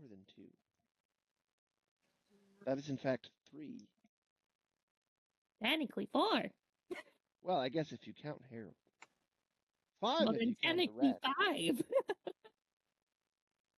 Wait, is Cheeto coming? I'm confused. No, it's because, if Rosie's here. Yeah, I forgot that Rose. I thought Rosie she counts was. as a person. Rosie does. He said just the 2 of them, and then she said that they would go later. So I think it was just Rosie and me and Magenta right now, and Cheeto. No, Cheeto's not part of this. Oh, Cheeto left. Cheeto was like, "What weirdos?" I gotta go sell my rocks before the store closes down forever. Because somehow I'm out of 45 gold. Who would dare rob? What is the world coming to? Oh I my don't know. God. I forget. That's why I have so much exorbitant prices. Anyways. How But far is there would be the post for Nyx? My die. It's about 11-minute walk. Is that about 120 feet? I will say that he's, going out there, during this time, I say he's in that range. So. All right. So Magenta will use her earring of message and message Nyx to come to the cafe when he's done. I will. No. Because you can answer back. Oh, for free without having to Yeah. use the charge. Yeah. Nyx will be like, what time? Well, wait, no, she said right after I'm done. Yeah. I will message back. I'll think about it. I'll pay. I'll be there. You're being a little moody today. She used another charge to tell me that? Yes. Wait, you guys keep track of these charges? I only you get 5 only because charges. I never use it. Oh, it's 5? I thought it was 3. That's why I never used it. Oh, no, it's 5 that I know of. Yeah, and it resets at dawn? Yeah. Yes. Okay. All right. Then I will. I will message back. I will consider it even harder then. Will's just better. He seems a little moody today. You notice that? Mm-hmm. Like you guys don't know that she's messaging him. Mm-hmm. Wow. You should message him that Rosie's rich. I didn't know if we all heard the messages when they were sent, or if it says you point your finger towards a creature within range and whisper a message, so you can whisper it. So okay. Well, I didn't know if they were walkie-talkies where everyone on the bandwidth could hear it, or it's basically it's supposed to be like the cantrip message. So that's what this earring of message can do. Also, before I lose track, what is exactly does my rock do in my attuning to it? It's just it would be a custom item that you have to put it under. It's just an attune rock that gives you the speak with animal spell. So you can put speak with animal spell. Or can it just be custom? It would be the same thing as casting normally, which you would normally cast it as a ritual, so you won't expend a spell slot or use out of it. Okay. So, and it lasts until you take a long rest. So essentially, it's like having charming person glasses, but you can use it practically forever. That's right. I can now talk with all the animals. And they have things to say.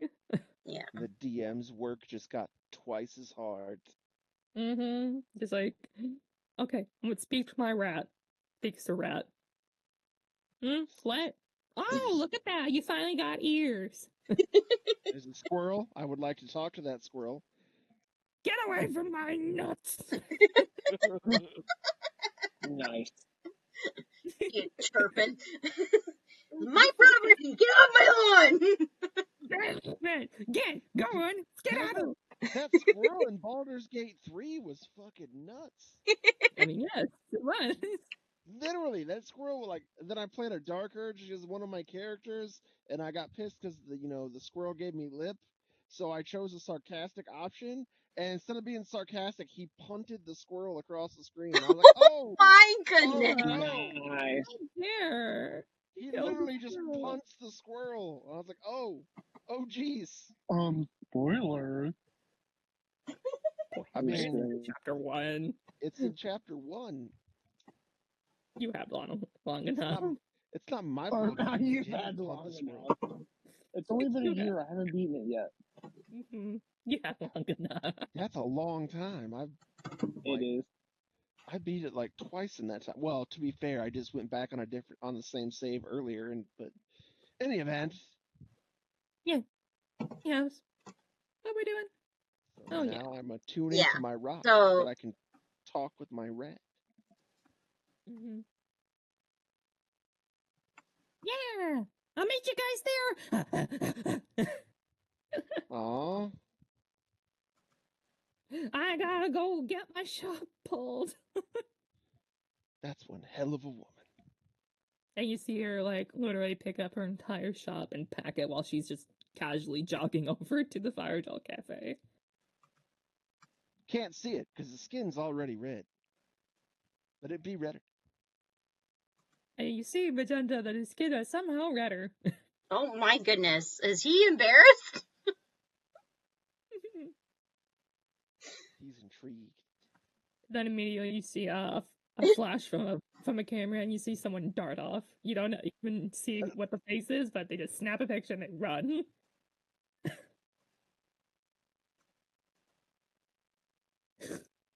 Oh my Anyway. goodness. I love him. All right, so we're going towards the cafe. Nix is going to the post, and then he'll join us. Maybe.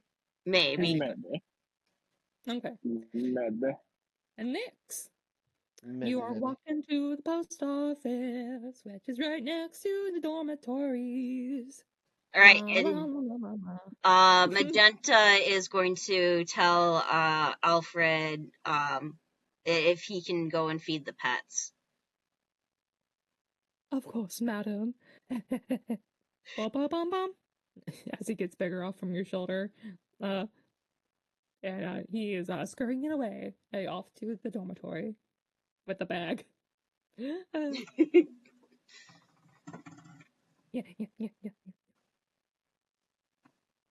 So yeah. Also, at this point, Nix, you see Alfred like blitzing past you. Oh my goodness. Mm-hmm. He's a fast person. Yeah, he's a fast one. To you, it's just like, is that a bigger version of Alfred? Yes. Well, I will pay him no mind as I go into the post office. It's a small little shop. Like, it's just like, not even like, it's big enough for one room in the front for like people to sit down and wait or do packages, and big enough in the back where it can hold letters. And you see, he's working at the stand. You know what? I'll do it randomly. Because I don't want to bother. No, wait a minute, I can do it.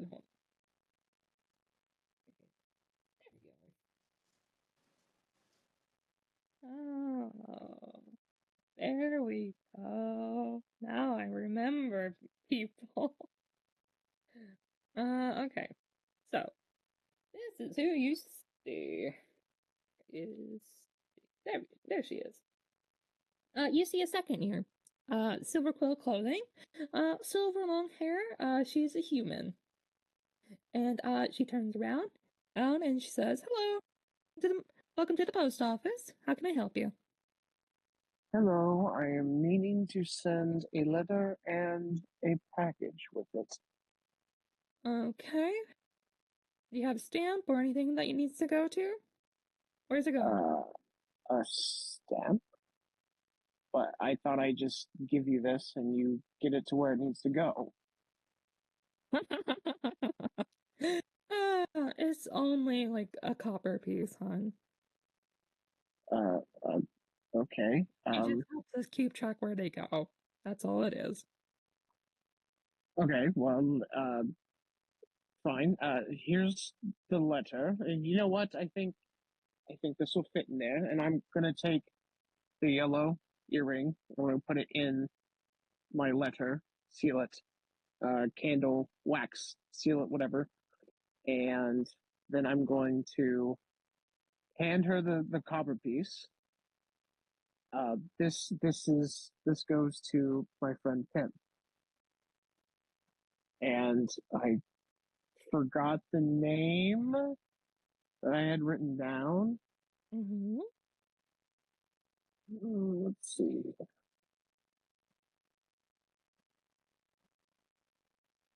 Where did I put that? Duskbrook. Back in Duskbrook. Pretty far. All right. Let me just get that address down. She takes a marker and she writes it on the package and gets your letter. And all right, that's broken.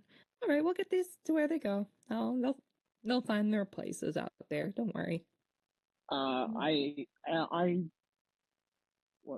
How do I want to say it? I will put my hand down on the bar and slide over 3 gold pieces and be like, I know you'll make sure that this letter goes to where it needs to go, and I'll wink at her. She looks at the gold pieces like, all right, I'll make sure it gets there. And she takes the gold pieces, and you see her take out what is seemingly paper wings, and she slaps it to the sides of the box, and it pretty much like cardboard wings form from the sides of the boxes, and it pretty much grows wings and begins to fly off. Okay, perfect.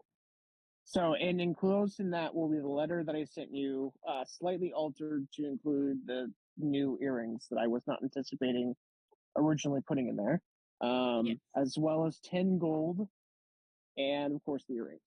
So, Got it. All right. I will say, wow, that was very easy and much less painless than I originally anticipated. Thank you. Just mail. Right. How often can someone send this mail? At any time, honestly. Any time. We're a Interesting. 24-hour postal service. I'll keep that in mind. All right. Thank you. All right. Have a good day. And I will walk out. And that's it for the postal service. Are you gonna go to the cafe? I'm going to stop and start heading back to the dorms because they're right next to me. And then take a, like, right before I enter in, I'm like, oh, that's right. What did they say they were going? I'll stop and think about it for a second. I was like, oh, yes, the new diner. And I will sigh, close the door, turn around, and start heading that way. Mm-hmm. All right, and you start heading over that way. Meanwhile, as everything is happening, Magenta, Will, Rosie has practically packed off her shop, to go over to the Firedale Cafe, and has, told you, that she would meet you there. So, how you want to go about it? All right. Well, I also want to just say that I'm going to be hopping off now because I need to go to bed. So do we want to wrap it up then for now? And then we'll pick yeah, up at Firedale Cafe. I was going to say we're pushing 4 hours. So if we want Lillian to watch this, I mean, I don't know how long you guys want to go, but right. we're getting up there. We didn't get to the cool part. I will say that it probably would be beneficial if we were all there. So, yes. Yeah. It does. Just want to keep playing. I know. I have to go flirt with a dwarf lady. Oh my god. Okay. Well, I suppose we should wrap up here. that is where we'll end the session. Thank you for joining anyone who's listening out there to us at our crazy ramblings. Can I talk to my rat now? Talk to your rat and he says, shut up. Just want to say hello. The session's ending. You gotta be quiet for the next 2 weeks. Or no, the next week. We pick this back up. All right. So we end in the sesh. Yes, I do believe. Thank you for listening, everyone. Yes, thank you for listening. Mm-hmm. Bye-bye. Now I have a week to figure out what all of my animals' personalities are, because I'm definitely going to talk to them all. They're all going to be one note. They're never going to change, ever. All right. Just like that's it. Ending stream. Okay. Bye, everyone.